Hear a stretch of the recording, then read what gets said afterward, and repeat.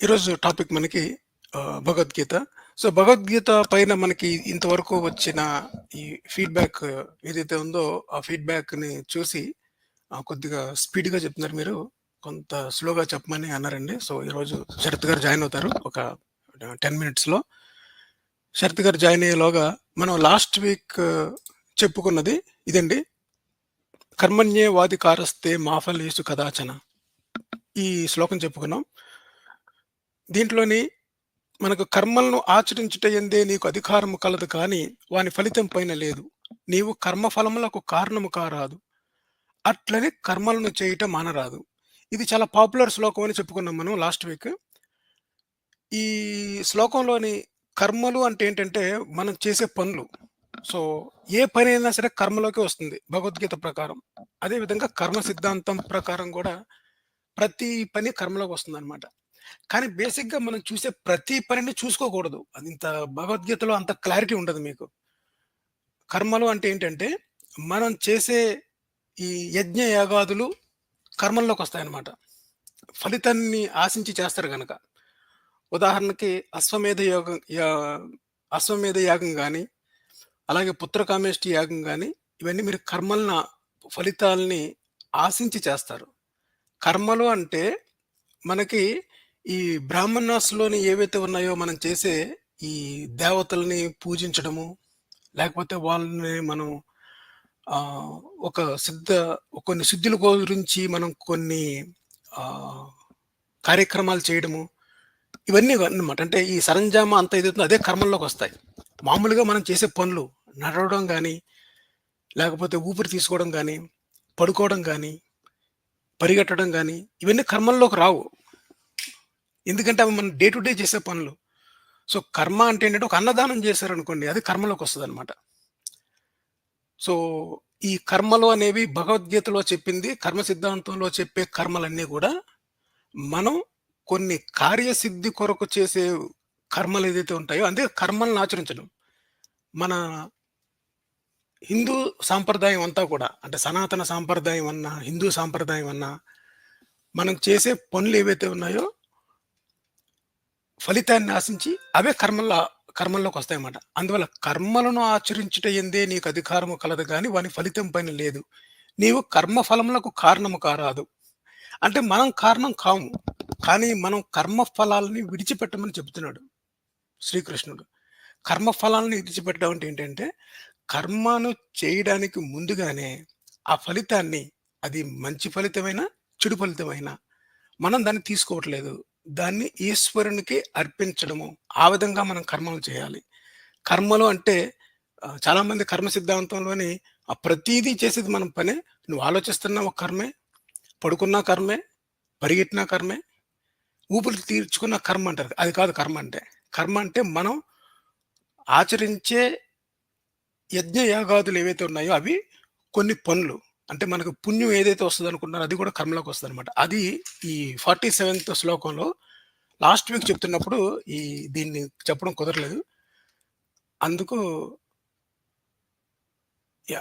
Live start అయిందండి. అయింది కదా! స్టార్ట్ అవ్వలేదా లైవ్? ఒకసారి ఉండండి.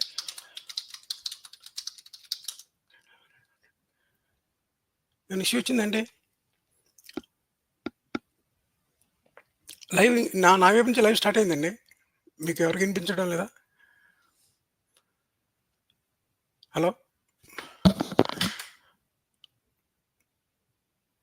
ఓకే. ఓకే. ఎనీ డిలేస్ అని అడిగారు ఎవరు అందుకని. ఓకే అండి. శరత్ గారు ఇంకా జాయిన్ అవ్వాలి.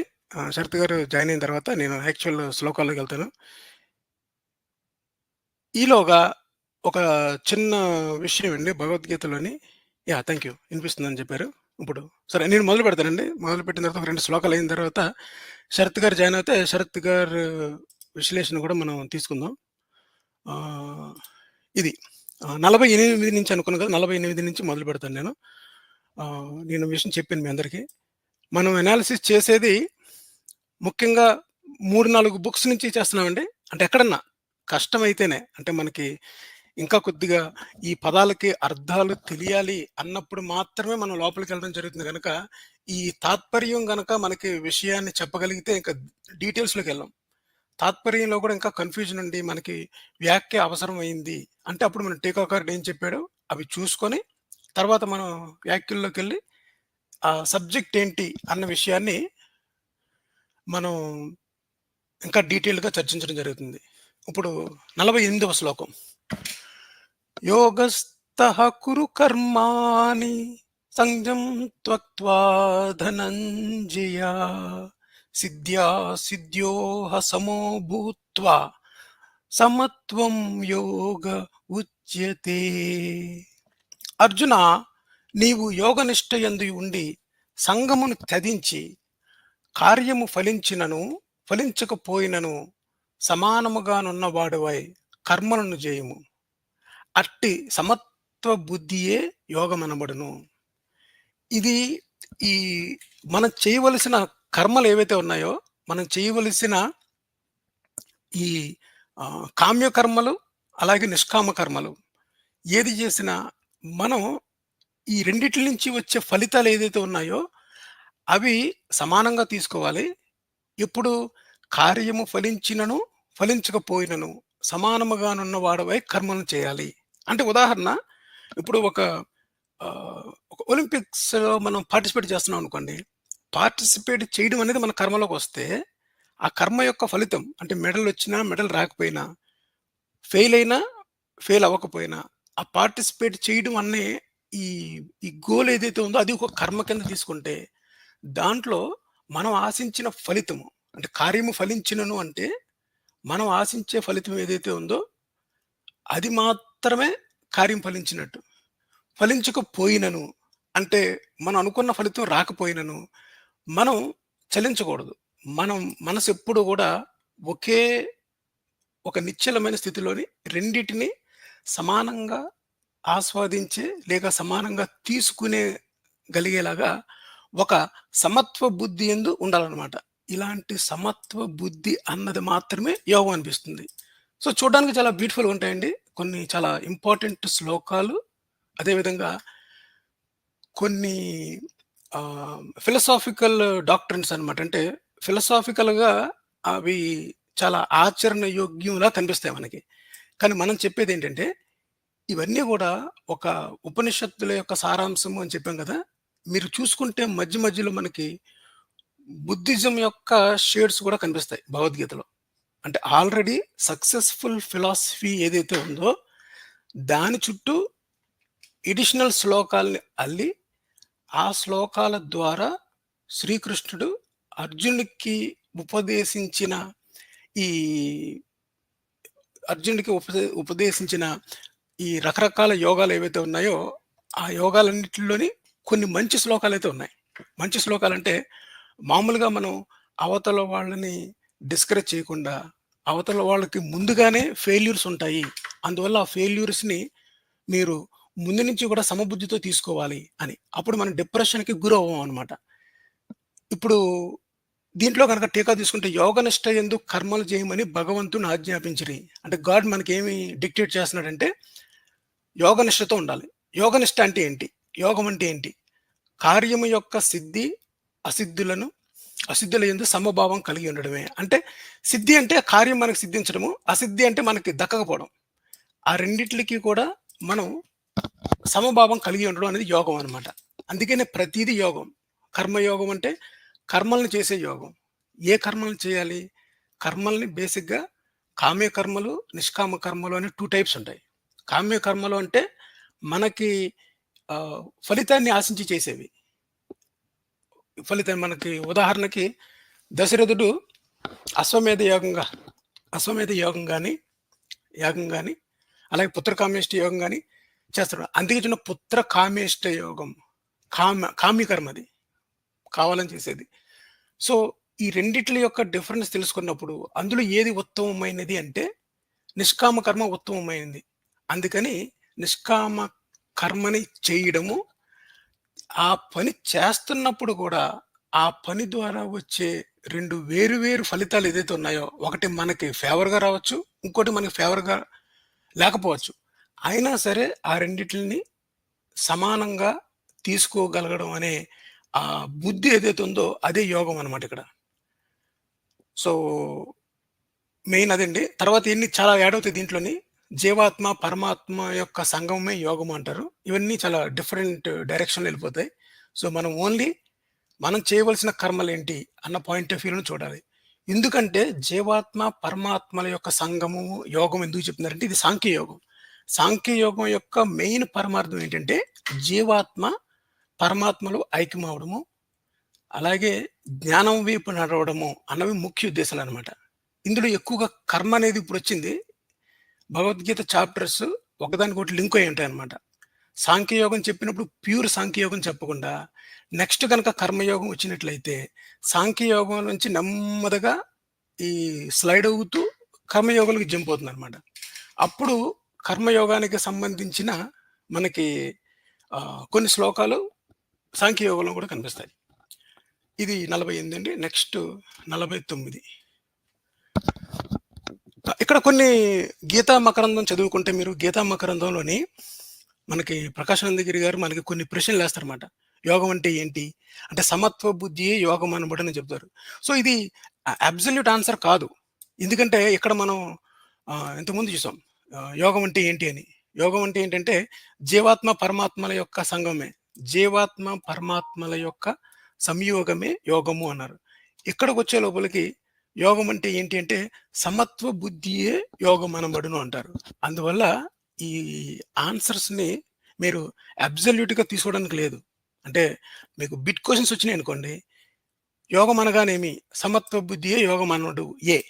బి ఏమో జీవాత్మ, పరమాత్మల యొక్క సంగమమే బి ఉందనుకోండి. మీరు ఏ, బిలో ఏది సెలెక్ట్ చేస్తారు? అది మాట కన్‌ఫ్యూజన్ భగవద్గీతలో. ఓకే. తర్వాత కర్మలను ఏ ప్రకారంగా ఆచరించవలెను? మనం చేసే కర్మల్ని ఎలా ఆచరించాలి? అట్ల సీక్వెన్స్ ఏంటి? లేదా ప్రిపరేషన్ ఏంటి? ఇది యాక్చువల్‌గా సీక్వెన్స్ అనకూడదు. ఇది ఇది ఒక టైప్ ఆఫ్ ఏమంటారు దీన్ని? ఒక ఆహ్, ప్రీ ప్రీ నోషన్ అనమాట. అంటే మనం ఎటువంటి మైండ్ సెట్‌తోని ఉండి కర్మలను ఆచరించాలి అని. అంటే ది ఆర్డర్ ఆఫ్ కర్మ కాదది. ముందు యోగనిష్ట ఏందుండాలి, సంఘం అలా కాదు. మనకి కావాల్సిన క్వాలిఫికేషన్స్ ఏంటి? కర్మల్ని ఆచరించడానికి మనకు కావాల్సిన క్వాలిఫికేషను 1 యోగనిష్ట యందు ఉండాలి. 2 సంగమను. సంగము అంటే ఆసక్తి, అభిమానము. విషయ వాంఛలను గూర్చి సదా మననము చేయు అనంటారు. అంటే చుట్టూ ఉన్న మెటీరియలిస్టిక్ వరల్డ్‌లోని మనకి కావలసిన వాటి మీద ఆసక్తిని పెంపొందించుకోవడము, అలాగే మనుషుల మీద అభిమానాన్ని పెంపొందించుకోవడము. ఆ 2 మీకొక బాండింగ్‌ని క్రియేట్ చేస్తాయన్నమాట. ఆ బాండింగే సంగమము. సంఘం అనే పదం ఎక్కడి నుంచి వచ్చింది? సంఘం అంటే ఏంటంటే ఒకానొక టైప్ ఆఫ్ కనెక్షన్ అన్నమాట. Connection with anything. అది వస్తువుల మీద అయ్యుండొచ్చు. అలాగే ఆహ్, జీవుల మీద అయ్యుండొచ్చు. మన మనుషులు కావాల్సిన వాళ్ళు అయ్యుండొచ్చు. ఈ ప్రేమ, అభిమానము, అనురాగము, ఆప్యాయత వాటిలతో ముడిపడి ఉన్నదే సంఘం అన్నమాట. సో, ఇంకొకటి లాస్ట్ వన్ ఏంటంటే, కార్యము సిద్ధింపకున్నను సమభావము కలిగి కర్మలను ఆచరించవలెను. ఇదండి అల్టిమేట్. ఇది ఇది చాలా యూజ్‌ఫుల్ టిప్ కూడా ఎవరికైనా సరే. అంటే మనం చాలామంది ప్రాబ్లమ్‌లో మనం ఉన్నప్పుడు, ఆ ప్రాబ్లమ్‌కి అటాచ్ అయ్యి ఉంటాం. అందువల్లే మనకి ప్రాబ్లమ్‌కి సొల్యూషన్ దొరకదు. ఔట్ సైడ్ నుంచి చూసే పీపుల్‌కి మీ ప్రాబ్లమ్‌ని మిమ్మల్ని వేరుగా చూస్తారన్నమాట ఆళ్ళు. అంటే their viewpoint is different. అప్పుడు అవతల వాళ్ళకి సొల్యూషన్ దొరుకుతది. ప్రాబ్లమ్‌లో ఉన్నవాడికి సొల్యూషన్ దొరకదు. ఎందుకు దొరకదు? ఎందుకు దొరకదంటే, ఈ కార్యం సిద్ధించినా, సిద్ధించకపోయినా ఆ సమభావంతో తీసుకోగలిగేటంత మెచ్యూరిటీ చాలా మందికుండదనమాట. సో, ఇదంతా all is talking about maturity. కర్మల్ని ఎలా చేయాలి అంటే, యోగనిష్ట యందు ఉండాలి. అలాగే సంఘాన్ని వదిలిపెట్టాలి. అలాగే ఆ వచ్చే రిజల్ట్ ఏదైతే ఉందో దాన్ని సమానంగా తీసుకోగలిగుండాలి. So, this is not bad shloka. Bad shloka అంటే చాలామంది భగవద్గీతని ఓన్లీ ఒక క్రిటిసిజం పాయింట్ ఆఫ్ వ్యూలో చూడడం లేదు. మనం చేసే క్రిటికల్ అనాలిసిస్‌లో భగవద్గీతలో ఉన్న మెయిన్ కాన్సెప్ట్స్‌ని సబ్జెక్ట్ పరంగా డిస్కస్ చేస్తున్నాం అన్నమాట మనం. అదండి. సో, ఇప్పుడు నెక్స్ట్ 49 దూరేన హ్యవరం కర్మ బుద్ధియోగా ధనంజయ బుద్ధౌ శరణమన్విచ్చ కృపణాః ఫలహేతవః. ఓ అర్జున, సమత్వ బుద్ధితో కూడిన నిష్కామ కర్మ కంటే ఫలాపేక్షతో కూడిన కామ్యకర్మ చాలా తక్కువైనది కదా. కావున సమత్వ రూపమైన అట్టి నిష్కామ కర్మానుష్ఠాన బుద్ధినే నీవు ఆశ్రయింపుము. ఫలములు గోరువారు అల్పులు, దీనులు. ఇదండి ఇక్కడ ఎస్టాబ్లిష్ చేయాల్సింది అనుకుంటే కర్మలు రెండు రకాలు. ఒకటేంటంటే ఇంతకుముందు చెప్పినట్టుగా కామ్యకర్మ, నిష్కామ కర్మ. ఇందులోని ఏదైతే మనం ఫలాపేక్షతో కూడిన కామ్యకర్మ చాలా తక్కువగా అయింది కదా. మనం ఈ చేసే పనులు కామ్యకర్మ అంటే మనం కామ్యంతో ఒక పనితో చేయడం అన్నమాట. అది గనక మనకి ఈ లిస్ట్‌లో యేసుకుంటే చాలా అధమమైంది. చాలా తక్కువైంది గనుక. అందువల్ల ఏంటంటే సమత్వ రూపమైన అట్టి నిష్కామ కర్మానుష్ఠాన బుద్ధినే నువ్వు ఆశ్రయింపు. ఇది యాక్చువల్‌గా కన్‌ఫ్యూజింగ్ చేసేది 2 ఉన్నాయి ఇక్కడ. కామ్యకర్మ చాలా తక్కువైంది అంటే మరి గొప్పదేంటి? నిష్కామ కర్మ. ఇంక్లూడింగ్ నిష్కామ కర్మని కూడా సమత్వ రూపంతో చేయాలి. అంటే ఆట్లి యొక్క రిజల్ట్స్‌ని నెగెటివ్ వచ్చినా, పాజిటివ్ వచ్చినా మనం యాక్సెప్ట్ చేయాలి. కానీ ఇక్కడున్న మతలబ్ ఏంటంటే నిష్కామ కర్మ అన్నప్పుడు మీకసల దాని యొక్క ఫలితాన్ని తీసుకోవడం ఇష్టం లేదు. అందువల్ల ఏంటంటే ఆ నిష్కామ కర్మ డెఫినిషన్‌లోనే సమత్వ రూపం ఉంటది. అది చెప్పేది. సో, దీనికి సమత్వం అని మళ్ళీ సెపరేట్‌గా చెప్పాల్సిన పని లేదు. కానీ ఇది ఒక ఇన్‌స్ట్రక్షన్‌లా తీసుకోవాలి. నిష్కామ కర్మలో మీకు ఆ కర్మ యొక్క ఫలితాన్ని అనుభవించాలనే ఆసక్తి మనకు లేదు. అందువలన ఓవరాల్‌గా మనకి ఆ కర్మని అనుష్ఠించాల్సి వచ్చినప్పుడు దాన్ని సమత్వ బుద్ధితో అంటే ఇక్కడ ప్రిపరేషన్ చెప్పుకున్నాం కదా. కార్యము సిద్ధింపకొనును సమబుద్ధి కలిగి ఉండాలని. ఇక్కడ 2 పాయింట్స్. కార్యము జరిగిన తర్వాత మనకి వచ్చే ఆ కర్మ ఫలితం అది మనకు ఫేవర్‌గా ఉందా లేదా అన్నది వేరే విషయం. అది కర్మ జరిగే తర్వాత వచ్చేది. కానీ కర్మ చేయడానికి ముందుగానే మనం ఒక నిష్కామంగా ఉండాలన్నమాట. కానీ అదే మనం ఏదైనా ఫలితాన్ని గనక ఆశించి చేస్తే చాలా తక్కువైందన్నమాట. అంటే కొద్దిగా అధమమైంది. ఎందుకు అధమమైంది అంటే ఉదాహరణకి దశరథుడు చేసిన అశ్వమేధ యాగము, అలాగే పుత్రకామేష్టి యాగం చాలా తక్కువైనమాట. చాలా అల్పమైనవి. ఎందుకంటే ఈ పుత్రకామేష్టి యోగం ద్వారా దశరథుడు ఒక ఫలాన్ని కోరుతున్నాడు. పుత్రులు అనే ఒక ఫలాన్ని కోరుతున్నాడనమాట. సో, అటువంటి వాళ్ళు దీనుల్లోకొస్తారు. అంటే దశరథుడు ఉదాహరణకి దీనుడి కింద లెక్క. అలాగే చండీ యాగం చేశారనుకోండి ఎవరన్నా సరే, మన కొంతమంది ముఖ్యమంత్రులు, వాళ్ళు కూడా దీనులే అన్నమాట. వీళ్ళందరూ ఫలాన్ని కోరేవారు. సో, ఫలమును గోరువారు అల్పులు. ఉదాహరణకి దశరథుడు ఈజ్ ఎ బెస్ట్ ఎగ్జాంపుల్ అన్నమాట. సో, అంటే మీకెందుకు చెప్తున్నానంటే ఇవన్నీను రామాయణాన్ని విమర్శించడం కోసం కాదు. వాళ్ళు చేసే పనులు చాలామంది దశరథుడు చేసే పని ఏదో లోక కళ్యాణం కోసం కాదు. వాళ్ళను వాళ్ళు ఉద్ధరించుకోవడం కోసమే. అంటే పుత్రుడు నరకాన్ని నుంచి తప్పించడానికి, అలాగే మనకి చనిపోయిన తర్వాత పితృకార్యాలు చేయడానికి ఒక పుత్రుడు కావాలి గనక, అటువంటి పుత్రుడు కోసం చేసే పనే తప్ప ఇందులో లోక కళ్యాణం ఏమీ లేదు. ఆ పాయింట్ చెప్పడం కోసం అది చెప్పాను అంతే. సో, ఓకే అండి. 49 అయింది. 49 తర్వాత అవి కొన్ని రొటేట్ చేయాలి నేను. 1 సెకండ్. 49 తర్వాత 50. సో, దీంట్లో 49లో కొన్ని ప్రశ్నలు వేస్తారు. అవి ఫలమును గోరు చేసే కర్మ ఎట్టిది అంటే మహా నికృష్టమైనదంట. చూసుకోండి. ఎవరైనా సరే వీళ్ళు అప్పుడు పెద్ద యాగం చేసాడు, అశ్వమేధ యాగం చేసి రాజ్యాన్ని విస్తరించాడు, అలాగే ఉండవు. ఫలితాన్ని ఆశించి చేసిన ఏ కర్మ అయినా సరే మహా నికృష్టమైనది. ఉదాహరణకి పుత్రకామేష్టి యాగం. అశ్వమేధ యాగానికి మళ్ళీ కొద్దిగా అటు ఇటు తిప్పి చేయొచ్చు. అదేదో లోక కళ్యాణం కోసం చేసినట్టుగా. కానీ ఏం చేసినా ప్రజలు ఒక ఫలితాన్ని ఆశించి చేస్తే అది నికృష్టమైన కర్మ. నిష్కామ కర్మయే సర్వోత్తమమైనది. అది ఎస్టాబ్లిష్ చేస్తుంటాడు ఈ ఫస్ట్ నుంచి లాస్ట్ వరకు కూడా. మనుజుడు దేనిని శరణ్ను పొందవలను, దేన్ని శరణ్ను చొచ్చాలి అంటే మనుషుడు తన బుద్ధిని సమత్వంతోనూ నిష్కామ భావంతోనూ కూడిన దానిగా చేసుకొని అట్టి బుద్ధినే శరణ పొందవలను. అంటే అదే మన బుద్ధిని ప్రిపేర్ చేయాలి నిష్కామ భావంతోని. అంటే ఏ కార్యం చేసినా సరే మనకి మన లోపల ఎటువంటి ఆహ్, స్వార్థం గాని, లేకపోతే ఆ కర్మ ఫలితాన్ని నేను అనుభవించాలని గాని ఉండకూడదనమాట. బెస్ట్ ఎగ్జాంపుల్ ఏంటంటే, ఒక అండర్‌లయింగ్ ఎగ్జాంపుల్ అన్నదానం చేయడం. అన్నదానం చేసినప్పుడు, అన్నదానం చేయడం ద్వారా మనకి పుణ్యం వస్తది కదా! అందువల్ల ఆ పుణ్యాన్ని నాకు కావాలి అని ఆశిస్తే అది కామ్యకరం అవుతుంది. అదే అన్నదానాన్ని మీరు ఆ ఫలితాన్ని కూడా అన్నదానం చేయడం ద్వారా వచ్చే పుణ్యాన్ని కూడా మీరు భగవంతునికి సమర్పించినట్లయితే అది నిష్కామ కర్మలోకి వస్తదనమాట. కర్మ ఒకటే. మన మైండ్ సెట్ అనమాట. It's all about mind set. ఇప్పుడు తీసుకోవడానికి, తీసుకోకపోవడానికి ఒక రిజిస్టర్ ఉంది. ఆ రిజిస్టర్‌లోని నాకు ఇందులోకి అవసరం ఏమీ లేదు. నాకు ఫలితాలొద్దు. నాకు క్రెడిట్‌లో నువ్వు వెయ్యకు అని చెప్పడం ఏమి లేదు. It's all mind. అది చేసే బుద్ధిలోనే నేను యాక్సెప్ట్ చేయట్లేదు అని ఈశ్వరార్పణగా చేసే కర్మలు ఏదైతే ఉంటాయో, ఆ కర్మలే నిష్కామ కర్మలుగా చెప్పబడతాయన్నమాట. తర్వాత ఇది ఇది సేమ్ అంతే. ఫలాభి ఫలాభిలాషతో అభిలాషతో గనక చేసినట్లయితే కర్మలు వాళ్ళని అతి దీనులు, కృపణులు అంటారనమాట. వారి సంసార సముద్రమున గొట్టుకొని పోవుచుందురు. So, most of the people ఇందులోకి ఎళ్ళిపోతారనమాట.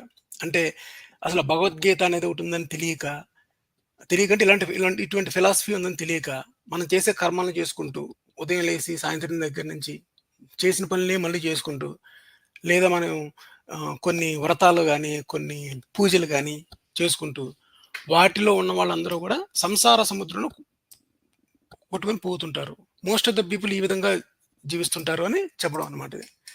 నెక్స్ట్ 50 ఇంకా శరత్ గారు జాయిన్ అవ్వలేదు. శరత్ గారు జాయిన్ అయ్యే వరకు కొన్ని శ్లోకాలు చెప్పుకుందాం మనం. బుద్ధియుక్తో జహాతిహ ఉభే సుకృత దుష్కృతే తస్మాజ్జోగాయ యుజ్వస్య యోగః కర్మాసు కౌశలం. సమత్వ బుద్ధి కలిగిన వాడు పుణ్య పాపములు రెండింటిని ఈ జన్మయందే తొలగించుకొనుచున్నాడు. అదండి. చాలామంది ఏమనుకుంటారంటే మనకున్న ఈ పాపాలు ఏవైతే ఉన్నాయో, ఈ పుణ్యాలు ఏదైతే ఉన్నాయో వాటికి జన్మ జన్మలో ఎత్తవలసి ఉంటుందనుకున్నారు. కానీ కాదంట.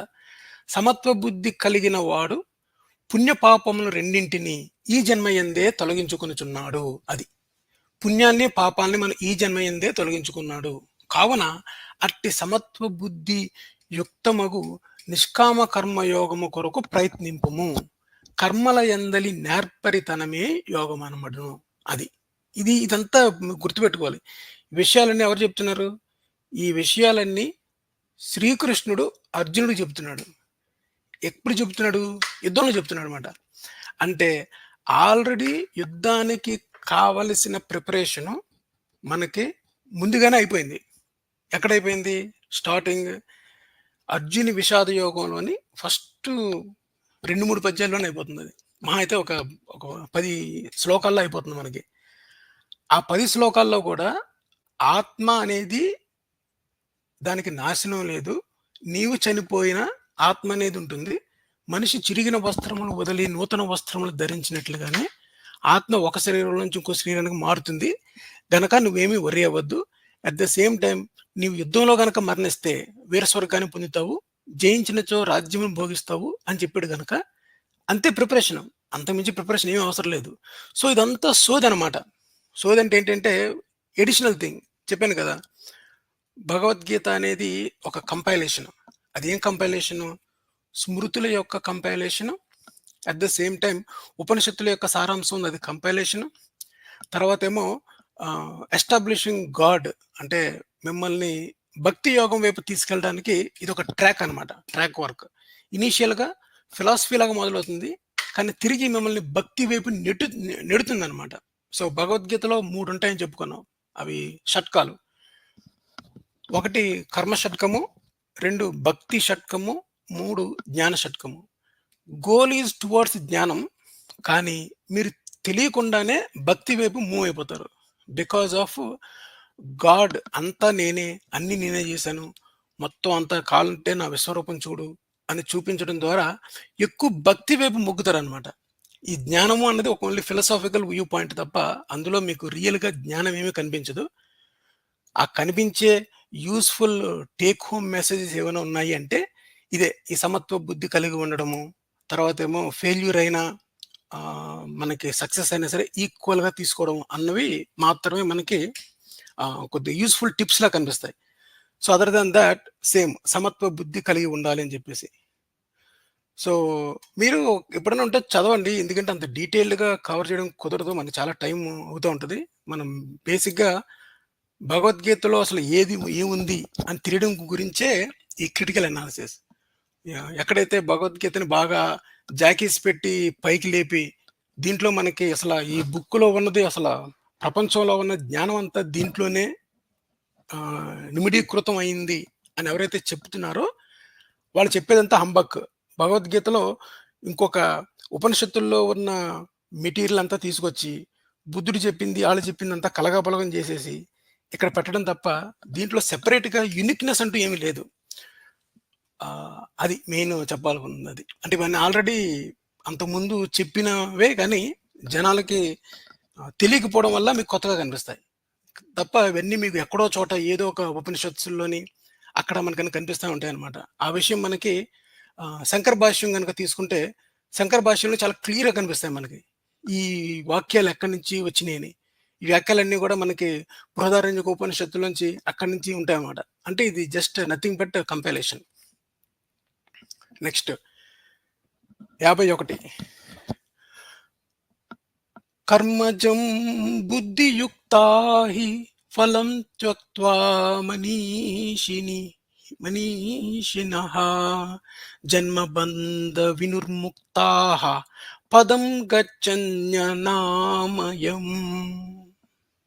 సమత్వ బుద్ధితో కూడిన వివేకవంతులు కర్మలు ననర్చుచున్నను వాని ఫలితమును చదించి వైచి జనన మరణ రూపమును బంధము నుండి విడుదలను పొందిన వారై దుఃఖరహితమగు మోక్ష పదవిని పొందుచున్నారు. సో ఇది టువార్డ్స్ మోక్షానికి తీసుకువెళ్ళడానికి ఈ శ్లోకం చెప్పబడింది అనమాట. ఎవరైతే సమబుద్ధితో కూడిన వివేకవంతులు కర్మలను చేసినట్లయితే వాటి ఫలితాన్ని చదించాలి. అంటే బేసిక్‌గా ఏమీ లేదండి. మీరు ఒక విషయం గుర్తుపెట్టుకోండి. భగవద్గీతలో 700 శ్లోకాలున్నా, 100 శ్లోకాలున్నా, 50 శ్లోకాలున్నా, చివరికి 10 శ్లోకాలున్నా సరే, బేసిక్‌గా చెప్పే విషయం ఒకటే. నువ్వు కర్మలను ఆచరించు, కానీ ఆ కర్మల్ని నిష్కామంగా ఆచరించు. వాళ్ళ ఫలితాన్ని చదించి. ఈ విషయాలన్నీ మనకి ముందు 48, 49, 50 చూసుకుంటే అందులో ఉంటది. 51లో కూడా అదే ఉంటదనమాట. సో, బేసిక్‌గా నంబర్ ఆఫ్ శ్లోకాస్ అనేవి ఇంపార్టెంట్ కాదు. ఎన్ని శ్లోకాలున్నది ఇంపార్టెంట్ కాదు. అవేం చెప్తున్నది ఇంపార్టెంట్. ఆ చెప్తున్న దాన్ని రిపీటెడ్‌గా చెప్పారనుకోండి, దానివల్ల ఉపయోగం కూడా లేదు. ఎందుకంటే, ఒక్కసారి ఎస్టాబ్లిష్ అయిపోయిన తర్వాత, ఆ శ్లోకాన్ని ఎన్ని రకాలుగా, ఎన్ని విధాలుగా చెప్పినా సరే, చెప్పాల్సిన విషయం అదే. చెప్పాల్సిన విషయం ఏంటి? ఇక్కడ చూడండి. పై శ్లోకాలకి, ఈ శ్లోకాలకి మీరేమైనా కొత్తదేమైనా నేర్చుకున్నారా? ఏంటి? ఈ లాస్ట్‌లో ఈ ఒక్కటి. మోక్ష పదవి తప్ప మిగతా చూడండి. సమత్వ బుద్ధితో కూడిన వివేకవంతులు కర్మలను నడుచుచున్నను వాని ఫలితమును చదించి వైచి జనన మరణ రూపమును బంధ విముక్తి నుండి విడుదల పొందిన వారై దుఃఖరహితమగు మోక్ష పదవిని పొందుచున్నారు అన్నాడు. ఏం చెప్పాడు? మనం చేయాల్సిన కర్మలకి ఫలితం ఏంటి? ఇది చాలా క్రిటికల్ పాయింట్ అండి ఇక్కడ. ఇక్కడ కూడా మనకి కామ్య కర్మలకు వస్తది. ఏంటంటే మనం చేసే కర్మల్ని మనం ఫలితాన్ని గనక తీసుకోకుండా మనకి ఫలితాన్ని ఆశించక నిష్కామంగా చేసినట్లయితే, లేదా ఫలితాన్ని చదించడం చేసినట్లయితే అది నిష్కామ కర్మ అవుతది. నిష్కామ కర్మ ఎందుకు చేయాలి? నిష్కామ కర్మ చేయడం వల్ల వచ్చే ఫలితం ఏంటంటే ఇదండి. దుఃఖరహితమగు మోక్ష పదవిని పొందుచున్నారు. అంటే మీరు పదవిని పొందుచున్నారు. సో, ఇండైరెక్ట్‌గా మీరు నిష్కామ కర్మ చేయడం ద్వారా మీకు లభించే పదవి ఏంటంటే మోక్ష పదవి. ఇది. సో, ఇది మాట లిటిగేషన్ అంటే ఇది లూప్ హోల్. ఇది అంటే ఏమంటారు దాని పేరు? దీంట్లో ఉన్న ఫెయిల్యూర్. ఏ కర్మని ఏ ఫలితాన్ని ఆశించకుండా చేసే కర్మని నిష్కామ కర్మ అంటారు. నిష్కామ కర్మ ద్వారా మనము జన్మ, కర్మ, బంధం నుంచి బయటపడతాం. దాన్నే జనన మరణ రూపం బంధం అంటారన్నమాట. అంటే సంసార సాగరం అంటారు కదా! దాంట్లోంచి ఇరుక్కుపోతారు. ఎప్పుడైతే కర్మల్ని మనం ఫలితం ఆశించి చేస్తామో.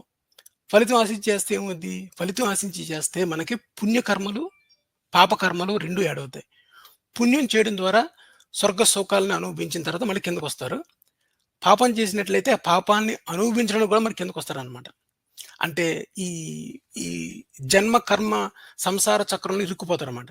దాంట్లో నుంచి బయటికి రావాలి అంటే మనం నిష్కామ కర్మ చేయాలి. నిష్కామ కర్మ అంటే ఏమి ఆశించకూడదు. కానీ ఇక్కడ మీకు at the end of the నిష్కామ కర్మ మనకొచ్చేదేంటంటే మోక్ష పదవి అన్నమాట. మోక్ష పదవి మనం పొందుతాము. అంటే మీరు ఎంత నిస్వార్థంగా ఎలక్షన్‌లో అన్నీ ఖర్చు పెట్టి చేసినా, చివరికి మీకు ఎమ్మెల్యే పదవి, ఎంపీ పదవి ఏదైతే మీకు ఉండిపోతుందో, అది మీరు ఆశించినా, ఆశించకపోయినా వచ్చేస్తదనమాట. సో, శ్రీకృష్ణుడి గోల్ ఏంటి? మోక్ష పదవి పొందాలి. మోక్ష పదవిని పొందడానికి దుఃఖరహితమగు అంటే ఎల్లప్పుడూ ఆనందంగా ఉండి, ఒక రకమైన బ్లిస్ స్టేట్ అంటారు కదా! అటువంటి బ్లిస్ స్టేట్‌లో ఉండడానికి అది దుఃఖరహితమైన స్టేట్ అనమాట. దాంట్లో ఉండడానికి ఆ యొక్క స్టేట్‌కే మరొక పదం మోక్షం. యాక్చువల్‌గా మోక్షం అనే పదానికి మల్టిపుల్ మీనింగ్స్ ఉంటాయి. మోక్షము అంటే ఏంటంటే, ఈ జనన మరణ రూపం బంధం అంటే జన్మ, కర్మ. ఈ కర్మ, జన్మ అనే ఈ రిపీటెడ్ సంసార సాగరం అనే ఈ లూప్ ఏదైతే ఉందో, దాంట్లోంచి బయటపడడం మోక్షం అనమాట. కరెక్టే. బయట పడిపోయి ఎక్కడికెళ్తాం మనం? ఎక్కడికెళ్తామంటే ఒక రకమైన బ్లిస్ స్టేట్‌లో ఉంటామన్నమాట. అది దుఃఖరహితమగు. అంటే ప్రపంచం అంతా దుఃఖరహితము అని బుద్ధుడు చెప్పిన పదంలో ఉన్న దుఃఖరహితం వైపు వెళ్ళడమే మోక్షం అంటే. సో, ఇండైరెక్ట్‌గా బుద్ధుడు చెప్పిన ఫిలాసఫీ, బుద్ధుడు చెప్పిన మెయిన్ డాక్ట్రిన్ ఏదైతే ఉందో అది భగవద్గీతలో మీకు కనిపిస్తది. అంటే భగవద్గీత అన్నది బుద్ధిజం తర్వాత వచ్చిన మెయిన్ కాన్సెప్ట్స్‌ని తీసుకొని అటు ఇటు అల్లిన ఏమంటారు దాని పేరు? ఒక ఒక ఫ్రేమ్‌వర్క్ అనమాట. శరత్ గారు జాయిన్ అయ్యారండి. శరత్ గారిని తీసుకుంటా నేను. హలో! నమస్తే శరత్ గారు. నమస్తే అండి. నమస్తే. ఇప్పుడే యాడ్ అయ్యారు మీరు? చూడలేదు నేను. Just 5 yeah! Minutes yeah! ఒక 5 మినిట్స్ అవుతుంది. ఓహ్! సారీ చూడలేదు. మీకు దీంట్లో చూసుకొని వెళ్ళిపోయాను. థాంక్ యూ అండి. శరత్ గారు నేను 51 వరకు చెప్పేసాను. ఓకే. మీరు ఆల్రెడీ చదివే ఉంటారనుకుంటున్నా. 48-51. అవును. దాంట్లోని మెయిన్ ఇది ఒక బ్రిడ్జ్ టైప్ శ్లోకం. అంటే కనెక్షన్ శ్లోకం అనమాట. కనెక్షన్ ఏంటంటే, మనం చేసే కర్మలు ఏవైతే ఉన్నాయో, ఆ కర్మల్ని నిష్కామంగా చేసినట్లయితే మనకు లభించేది దుఃఖరహితముకు మోక్ష పదవి అన్నారన్నమాట. సో, ఇక్కడి దాకా నేను పెట్టి 52 చదివి మీకు ఇస్తాను నేను. 52 1 సెకండ్.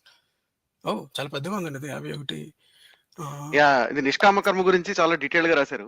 నేను ఒక పాయింట్ చెప్తానండి. ఈ నిష్కామ కర్మ అంటే మనం అంటే చూడండి చాలా వరకు పాపులర్ ఇమాజినేషన్ ఆఫ్ భగవద్గీత ఏంటంటే, పని చేయి ఫలితం ఆశించకన్నది కదా! దీన్ని ప్రస్తావిస్తూ చెప్తూ ఉంటారు కదా మాట. కానీ మనం ఇక్కడ చూస్తే కనుక క్లియర్‌గా నిష్కామ కర్మ అంటే ఫలితం ఆశించకపోవడం కాదు. నిష్కామ కర్మ అంటే ఈ మోక్షం అన్న ఫలితాన్ని ఆశించి చేయడం పని. నేను ఇందాక అదే ఎస్టాబ్లిష్ చేశాను. కానీ మధ్యలో ఒక్క పాజిటివ్ పాయింట్ చెప్తాను చూడండి. నేను చెప్పే పాజిటివ్ ఏంటంటే, నిష్కామ కర్మ అంటే ఏ ఫలితాన్ని ఆశించకుండా చేయడం ద్వారా మనకి స్వర్గం గాని, నరకం గాని, పాపం గాని, పుణ్యం గాని ఏమి అంటవన్నమాట. అంతే నిష్కామ కర్మ అంటే. కానీ నిష్కామ కర్మ వల్ల వచ్చే అల్టిమేట్ గోల్ ఏదైతే ఉందో అది మోక్షం మీరు చెప్పింది. దాని దగ్గరికెళ్దాం. మధ్యలో ఇంకో పాయింట్ నేను చెప్పాలదలుచుకుంది ఏంటంటే పాజిటివ్‌గా మీరు రిజల్ట్ నెగెటివ్ వచ్చినా, పాజిటివ్ వచ్చినా సరే ఒకే సమబుద్ధితో యాక్సెప్ట్ చెయ్యాలి అన్న ఒక పాజిటివ్ పాయింట్ అయితే ఉంది అది. అవును. అది ఆ ఫలితం అన్నది ఇక్కడ ఫలితం. ఎందుకంటే ఇప్పుడు మీకు మోక్షం వస్తదా రాదా మీరు బతికుండగా మీకు తెలీదు గదా! మళ్ళీ చెప్పండి. ఇప్పుడు మీకు మోక్షం వస్తదా రాదా అన్నది మీరు బతికుండి పనులు చేస్తున్నప్పుడు మీకెప్పుడు తెలీదు గదా! తెలీదు. So, you never know. అంటే ఇది ఎలాగంటే ఇది క్రిస్టియానిటీలో హెవెన్ ప్రామిస్ లాగా. అంటే హ్మ్. మీరు ఇక్కడ ఎంత రాడ్డు బతుకు అనుభవించినా సరే అల్టిమేట్‌గా ఏంటంటే మీరు స్వర్గానికెళ్తారన్న ఆశ కొద్ది గదా! కానీ మీరు కరెక్ట్. స్వర్గానికి వెళ్తారా లేదా అని మీకు ఎప్పుడు తెలీదు నిజంగా. పరలోకం. పరలోకంలో స్వర్గానికెళ్తారా లేదా తీర్పు దినంలో మిమ్మల్ని ఎక్కడ పెడతారు? మిమ్మల్ని ఏ బకెట్‌లో ఏస్తారు? స్వర్గం బకెట్‌లో ఏస్తారు. మిమ్మల్ని స్వర్గం ఫ్లైట్ ఎక్కిస్తారా? లేకపోతే మిమ్మల్ని నరకం ఫ్లైట్ ఎక్కిస్తారా? తెలీదు మీకు. తెలీదు. ఇఫ్ యూ కానీ ఆర్ ఎ క్రిస్టియన్. దీనికి ఒక డిఫరెన్స్ ఉంది. క్రిస్టియానిటీకి ఎప్పుడు కూడా ఒక ఎండ్ డేట్ జడ్జ్‌మెంట్ డే ఉందో అప్పటి వరకు అందరూ ఆగాలి. మంచి చేసినా, చెడు చేసినా, అవును. ఏం చేసినా సరే. ఈవెన్ మీరు చనిపోయినా సరే ఆత్మలో ఒక ఏదో పెద్ద హాల్‌లో వెయిట్ చేస్తూ ఉంటాయి. అవును. మీరు వాటెవర్ అవును. అక్కడ అదేంటిది వెయిట్ దాంతే అయితే రాసాడు కదా! 7 ఏంటది స్టేజెస్ ఆఫ్ హెల్ 7 హెల్స్ ఏవో ఉంటాయి కదా! కరెక్ట్ చేయాలి. కానీ మన ఈ భగవద్గీత చెప్పిన ప్రకారం కూడా మీకు మోక్షం ఈ 140 ఎంత ఒక ఇన్ని కోట్ల మంది ప్రజలున్నారనుకోండి. ఈ ఇన్ని కోట్ల మొత్తం భగవద్గీత యూనివర్సల్ గనక మొత్తం భూమి మీద ఉన్న 7 బిలియన్ పీపుల్ కూడా వాళ్ళు గనక నిష్కామ కర్మలు చేస్తూ ఈ పాత్రలో కనుక ఉన్నట్లయితే మోక్షం సెలెక్టెడ్గా వచ్చేస్తుంటది ఇప్పటికప్పుడు. మీరు ఎండ్ ఆఫ్ ద డే గురించి వెయిట్ చేయాల్సిన పని లేదు. అది డిఫరెన్స్. మోక్షం కానీ జన్మ అయిపోయిన తర్వాత కదా, నెక్స్ట్ జన్మ కదా తెలుస్తుంది కర్మఫలం ఏంటన్నది. తెలుస్తుంది. కానీ ఈ బాడీని వదిలిపెట్టిన తర్వాతే మీరు వెళ్తారు. నేనేది చాలా మంది సమాధి స్థితికి వెళ్తారు కదండి. దీంట్లో అవును. ఉంటది, మీకు తర్వాత డౌన్ ద లైన్ చూపిస్తాను. సమాధి స్థితి యందు మనస్సును నిలుపుట ద్వారా ఈ దేహాన్ని వదిలి వెళ్ళిపోయిన వాళ్ళు చాలా మంది ఉంటారు ముందుగానే. ఉమ్, ఫర్ ఎగ్జాంపుల్ అంటే 2 రకాల జన్మలుంటాయి ఇక్కడ. ఒకటేంటంటే, మనం జీవించి ఉండగానే మనం నేను ఈ దేహాన్ని కాదు జ్ఞానిని అంటే ఆత్మని అని తెలుసుకున్న ద్వారా ఆత్మజ్ఞానాన్ని పొందిన ఋషులు ఎవరైతే ఆ మునులు ఎవరైతే ఉన్నారో ఆ మహాపురుషులు, ఉదాహరణకి వీళ్ళు ప్రొజెక్ట్ చేసేది ఏంటంటే రమణ మహర్షి. రమణ మహర్షి చనిపోకముందే మోక్షంలో గెలిపినట్టు లెక్క కదా! వీళ్ళు ప్రొజెక్ట్ చేసే దాని ప్రకారంగా నేను చెప్తున్నా. ఎలా తెలుస్తుంది వాళ్ళ మోక్షానికి వెళ్ళిపోయారని? అవి తెలీదు. మీరు మీరు ఏంటి మన రేషనలిస్టిక్ పాయింట్ ఆఫ్ క్వెషన్ చేయకుండా వాళ్ళు ప్రొజెక్ట్ చేసిన దాన్నే తీసుకోమని చెప్తున్నా. మీరు అవును. క్వెషన్ చేయకుండా రమణ మహర్షి ఈజ్ ఆల్రెడీ జ్ఞాని. అతనికి ఆల్రెడీ తెలిసిపోయింది. తెలిసిపోయినా సరే అతను ఇతరులకి మోక్షాన్ని ఇవ్వడానికి మాత్రమే ఇక్కడున్నాడు. వాళ్ళు ఏ కర్మలు చేసినా చేయకపోయినా ఆళ్ళ కర్మలు అంటవు. ఎందుకంటే వాళ్ళు జ్ఞానులు గనక అన్నది ఒకానొక కర్మ సిద్ధాంతంలోని ఒక మెయిన్ లైన్ అన్నమాట. అంటే జ్ఞానము, మోక్షము పొందిన వాళ్ళు మన మధ్యనే ఉంటారు. వాళ్ళు మనకి మాత్రమే మోక్షాన్ని ఇవ్వడానికి ఉన్నారు తప్ప, వాళ్ళు ఏం ఫలితాన్ని ఆశించడం లేదు. మీరనుకున్నట్టుగా మోక్షం అనేది చనిపోతేనే రాదు. చనిపోక ముందు కూడా మనం ఆ బ్లిస్ స్టేట్‌కి వెళ్ళొచ్చు అన్నది కర్మ సిద్ధాంతంలో ఒకానొక మెయిన్ పాయింట్. Yeah, okay. మీరు చెప్పండి. మీరు ఇది కంటిన్యూ చేయండి. ఏది మోక్షం అనేది ఒక ఫలితం. నిష్కామ కర్మ అయినా సరే ఒక మోక్ష పదవి అని ఆశిస్తున్నాం గనక దాంట్లో కూడా ఒక రిటర్న్ ఉందంటారు మీరేదైనా? ఎగ్జాక్ట్లీ. అంటే హ్మ్. ఇప్పుడు మీరు రమణ మహర్షి ఎగ్జాంపుల్ తీసుకోండి. ఇప్పుడు రమణ మహర్షికి ఆయన పూర్తిగా నిష్కామ కర్మ అంటే ఇన్ ద సెన్స్ ఏంటంటే ఆయన ఏం పని చేసినా పెద్ద డిఫరెన్స్ ఏం పడదు అనుకుందాం. అంటే అదేంటది వాడు అదేంటి నేను నేను దేవుడిని అనే సినిమాలో ఆర్యాగడ్ లాగా వాడు వాడు వాడు వాడికి ఏం చేసినా వాడికి డిఫరెన్స్ ఏం పడదు అనుకుందాం. అంటే ఆ స్టేట్ లో ఉన్నారనుకుందాం. ఎవరో రమణ మహర్షి ఉన్నాడు అనుకుందాం. అది ఏది కదా నువ్వు అంటే ప్రేమించు, ఓవరాల్ గా ప్రేమించకపో నేను మాత్రం నేను ప్రేమిస్తూనే ఉంటాడు ఆ టైపా? ఆయన ప్రేమించడం ఆయన ఎందుకు వాట్స్ ద పాయింట్? ఆయనకు డోపమిన్ కూడా ఇష్టం లేదు. ప్రేమిస్తే ఏవైతే ఫెరమోన్స్ వస్తాయో అది కూడా నేను కాదు అక్కర్లేదు కదా ఆర్య, ఆయనకి. ఆర్య చెప్తున్నా. ఆర్య టైపు. ఆహా! అందులోనా? అది అతను అఘోర అందులో. కాబట్టి అఘోరనా? ఏంటంటే ఓకే. ఓకే. సో అతనేంటంటే అతను నేను దేవుడిని, నువ్వు దేవుడిని, మొత్తం ప్రపంచం అంతా దేవుడు అనుకున్నప్పుడు అంటే ఓవరాల్ గా ఐడియా ఏంటంటే మీకు రిలేటివ్ డిఫరెన్సెస్ ఏం కనపడవండి వాల్యూ జడ్జ్‌మెంట్స్ లో. That is the whole idea. హ్మ్. మనం దాన్ని దాన్ని యాక్చువల్‌గా మోరల్ ఫిలాసఫీ పాయింట్ ఆఫ్ వ్యూలో చూస్తే మోరల్ ఫిలాసఫీ కాదు. మళ్ళీ ఫిలాసాఫికల్‌గా చూస్తే ఈ ఐడియా ఏంటన్నది ఇప్పుడు మీకు మీకు ఐఫోన్ అన్నా, ఆండ్రాయిడ్ అన్నా డిఫరెన్స్ ఏం లేదండి. మీకు ఆ రెండిట్ల మధ్యన కామన్ లేదనుకోండి. హ్మ్. నిష్కామ ఫోన్ వాడుతున్నారనుకోండి మీరు. మీరు నిష్కామ హ్మ్. ఫోన్ యూజర్ అనుకోండి మీరు. హ్మ్. అంటే మీరు నిజంగా టు బి హానెస్ట్ మీకు ఆ రోజు మీరు ఐఫోన్ వాడినా, మీకు ఆండ్రాయిడ్ ఫోన్, మీకు సామ్‌సంగ్ వాటెవర్ వాడినా మీకు డిఫరెన్స్ మీరు you don't care. You don't have any preference. అంటే హ్మ్. ఇప్పుడు నల్ల వంకాయకి, తెల్ల వంకాయకి మధ్యన మనకి ఎలాగైతే ప్రిఫరెన్స్ ఉండదో అట్లాగా. హ్మ్. సో హ్మ్. ప్రిఫరెన్స్ ఏ ఉండదు ఈ రెండిట్ల మధ్యన. You treat both of them with the same level of preference అంతకన్నా లేదు. ఈ రెండిటి మధ్యన రిలేటివ్‌గా డిఫరెన్స్ ఏం లేదు. You don't see any ah! Marginal value in between this or that. అంటే అంటే ఇప్పుడు జస్ట్ లైక్ ఒక కాంట్రాక్టర్ ఉన్నారనుకోండి, జాబ్ పని చేసేవాళ్ళు. They can work for any company right? అలాగా. హ్మ్. పోకిరిలో మహేష్ బాబు లాగా. ఈ డజంట్ కేర్. ఎవరు డబ్బులు ఇస్తాడో ఏస్తాడు అంతే. అంతేగాని ఇంకా అదర్ ప్రిఫరెన్స్ ఏం లేవు కదా వాడికి. అట్లాగా. ఆ! ఇప్పుడు కరెక్ట్. ఆ స్టేట్ లో ఉన్నారనుకోండి ఈవెన్ ఎవరన్నా. సో మీరు అన్లెస్ మీకు ఒక పని నుంచి ఒక అవుట్‌కమ్ కావాలని అనుకుంటే తప్పితే మీరు ఏ పని కూడా చేయరు కదా! పోకిరి కాదు. అతడు లాగా. మన ఏంటి అతడులో వాళ్ళుంటారు కదా! ప్రొఫెషనల్ కిల్లర్స్ ఉంటారు కదా కొంతమంది అలాగా. ఎవరు అంటే డబ్బులు ఇస్తారో వాళ్ళు చంపేస్తారు. అంటే ఆ! అలా ఉంటుంది. ఆ! రైట్. అది కరెక్ట్. కానీ నేను నేను ఇప్పుడు చెప్పే పాయింట్ ఏంటంటే, భగవద్గీత ఈ నిష్కామ కర్మకి సూటబుల్ అయ్యే ప్రొఫెషన్ కదా మనం మాట్లాడుకునేది. నిష్కామ కర్మ అని పేరు పెట్టినా సరే, ఇండివిడ్యువల్‌గా మనం నిష్కామ కర్మ చేయడం ద్వారా ఈచ్ పర్సన్‌కి మోక్షం అనే పాత్‌లోని వెళ్ళడానికి మనం చేయాల్సిన కర్మ ఎలా చేయాలి అన్న పాయింటే కదా శ్రీకృష్ణుడు చెప్పేది. అవును. కానీ ఇప్పుడు నిష్కామ కర్మ చేయగలుగుతామా అని నా క్వెషన్. ఇప్పుడు మీరు ఏ పనైనా ఎందుకు చేస్తారు? అవును. ఇన్‌బిల్ట్ ఇంటర్నల్‌గా ఏదో ఒక అవుట్‌కమ్ ఎక్స్‌పెక్ట్ చేసేగా అవును. చేసేది. ఇంటర్నల్‌గా ఒకటుంది. నేను మీరు మనం రెగ్యులర్‌గా చెప్పండి. ఒక ప్రాజెక్ట్ గాని, ఒక ప్రాజెక్ట్ చేసామనుకోండి. ఇప్పుడు హ్మ్. హై స్పీడ్ ట్రైన్ పెట్టామనుకోండి. Bullet train. హ్మ్. దానికి మనం మొదలుపెట్టినప్పుడు మనకంటూ ఇప్పుడు యాక్చువల్‌గా ఒక వర్క్‌లోని మనకి హ్యాపీనెస్ ఎప్పుడొస్తదంటే, ఆ ఫలితాన్ని ఒక గ్రాండ్ ఫలితం ఉంది. ఒక ఆనకట్ట తీసుకుందాం. ఎవరో మన నెహ్రూ గారు బక్రానంగల్ ప్రాజెక్ట్ కట్టారనుకోండి. ఆ! దాంట్లోంచి వచ్చిన ఫలితం ఏంటి? ఆ పని చేయడం ద్వారా నెహ్రూ గారు నిష్కామంగా చేశారనుకుందాం. నిష్కామంగా అంటే అతనికేమి ఇండివిడ్యువల్ బెనిఫిట్ ఏమి ఉండదు. అంటే పర్సనల్ బెనిఫిట్ ఏమి ఉండదు. కానీ సమాజానికి ఉపయోగపడేది చేయడం అది నిష్కామ కర్మలోకి గనక యేసుకుంటే సమాజానికి ఉపయోగపడేది ఆయననే ఎందుకు చేయాలంటున్నా? రైట్. నేననేది అది అంటే కాదు. Either his duty bound right, prime minister కాబట్టి డ్యూటీ బౌండ్. కాన్స్టిట్యూషనల్ ఓత్ ఉంది కాబట్టి, అంటే నేను దాని ఫౌండేషన్ ఎస్టాబ్లిష్ చేయడానికి ట్రై చేస్తున్నాను నేను. ఎందుకంటే ఎవరన్నా ఏ పనన్నా చేయడానికి, ఇప్పుడు సమాజ సేవన్న చేయడానికి ఎందుకంటే why does anyone need to do that? Ultimate నేనున్నానండి, నాకు మోక్షం. సమాజ సేవ చేయాలని ఉంది, హ్మ్. ఎందుకు చేయాలనిపిస్తుంది నన్ను నేను ప్రశ్నించుకోవాలి కదా, అంటే నా మోటివేషన్ ఏంటంది నాకు తెలియాలి కదా. మీకు హ్యాపీనెస్ వస్తది. You give it give happiness. మీరు ఎగ్జాక్ట్లీ. సో అక్కడ కామ ఉంది, నిష్కామం కాదు అది. మైన్యూట్‌గా ఉంది. మైన్యూట్‌గా ఉంది. కానీ కామ్య కర్మ ఫర్ ఎగ్జాంపుల్ దశరథుడు పుత్ర కామేష్టి యాగం చేశాడనుకోండి. అది క్లియర్ కట్ కామ్య కర్మ. అవునా కదా! అవును, పుత్రుడి కోసం అని చెప్పాను. పుత్రుడి కోసం ఉంది. ఆ కర్మ చేస్తూ ద్వారా నేను చాలా మందికి దానాలు ఇస్తున్నాను కదా! పుత్ర కామేష్టి యాగం ద్వారా వీళ్ళందరికీ కూడా బంగారు నాణాలు ఇస్తున్నాను. అది నేను అవతలోళ్ళకి ఇచ్చేస్తున్నాను గనక అదేదో నిస్వార్థంగా ఇచ్చినట్టు కాదు. ఎందుకంటే ఏ పనికైనా సరే ఇన్ రిటర్న్ సంథింగ్ ఉంటది. ఆ రిటర్న్‌ని మనం యాక్సెప్ట్ చేస్తామా? చెయ్యమా? అన్నది. యాక్సెప్ట్ చేయడము, చేయకపోవడం అన్నది ఒక మైండ్ సెట్టే తప్ప ఫిజికల్‌గా దేర్ ఇస్ నథింగ్ అని నేను చెప్తున్నాను అది. ఏది చేసే కర్మలో. కానీ హ్మ్. ప్రతి కర్మని మనం ఏదో ఆశించే చేస్తాం. ఇండైరెక్ట్‌గా మనం కావాలనుకున్నా, కాకపోయినా సరే. ఒకవేళ క్లీన్ స్లేట్ తీసి నాకసలు నిజంగా ఏమీ లేదబ్బాయి. నా దగ్గరున్న ఇప్పుడు 'జుకర్బర్గ్' వాళ్ళలాగా వాళ్ళకున్న ఆస్తి మొత్తాన్ని గూడా at the end of the day మొత్తం చారిటీస్ రాసేసారనుకోండి.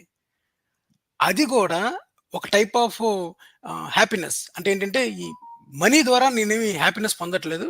ఇతరులకిచ్చి వాళ్ళలో ఉన్న కళ్ళలో ఉన్న ఆనందాన్ని చూడడం. ఆఫ్రికాలో ఉన్న పిల్లలకి వ్యాక్సినేషన్ ఎయడం ద్వారా మాకు బిల్ గేట్స్ ఫౌండేషన్‌కి ఒక టైప్ ఆఫ్ ఒక హ్యుమానిటేరియన్ గ్రౌండ్‌లో మేము ఏదో చేస్తున్నాం గనక అన్న మనం దానికి నీకేదో ఫలితం ఉందని పెట్టకూడదు. కానీ నిష్కామ కర్మల యొక్క మెయిన్ టార్గెట్ ఏంటంటే మోక్షం గనక, మోక్షం ఇట్‌సెల్ఫ్ ఒక టైప్ ఆఫ్ కర్మ గనక, హ్మ్. నిష్కామ కర్మలో కూడా కామ్యం అనేది ఉంది. అది పూర్తిగా నిష్కామ కర్మ కాదు అని మీరు చెప్పదలుచుకున్నారు. అవునండి. Exactly. There is always some gratification at the end. Correct. ఎందుకంటేనండి, ఇప్పుడు మీరు దేర్ ఈస్ నో గ్రాటిఫికేషన్ అంటే, ఇప్పుడు పనులందరూ చేస్తుంది మనుషులే కదా. You are not letting something out for entropy right? అంటే ఇప్పుడు నేనేం చేయట్లేదు అనుకోండి. నేను అట్లాగా ఓ బిల్డింగ్‌లో నా ఇల్లు ఉందండి. నేను మెయింటైన్ చేయట్లేదు అనుకోండి ఇల్లు. అంటే నేనేం చేయట్లేదు నేను. అది ఏమవుతుంది? It will be just left elements కదా. అంటే చదపురుగులు వచ్చేసి తినేయొచ్చు, చెక్క ఉంటే, లేకపోతే ఎలకలు వచ్చేయచ్చు. అది పాడైపోతుంది అంటాం కదా. అవునవును. అంటే ఏంటి, ఓవరాల్ గా ఎంట్రోపీ అనేది పెరిగిపోతుందండి ఆ! కదా. అవును. సో అంటే నేనేది ఏంటంటే, అది నిష్కామ కర్మ అవ్వాలి. అంటే ఇల్లు ఏ పర్పస్ కోసం మీరు మెయింటైన్ చేసినా సరే, చివరికి there is some sort of gratification that you are going to gain.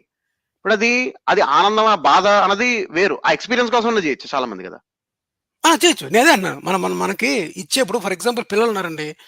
తల్లికి కొంతే ఫుడ్ ఉంది. అది ఇద్దరికే సరిపోద్దనుకోండి. ఇద్దరు పిల్లలున్నారు.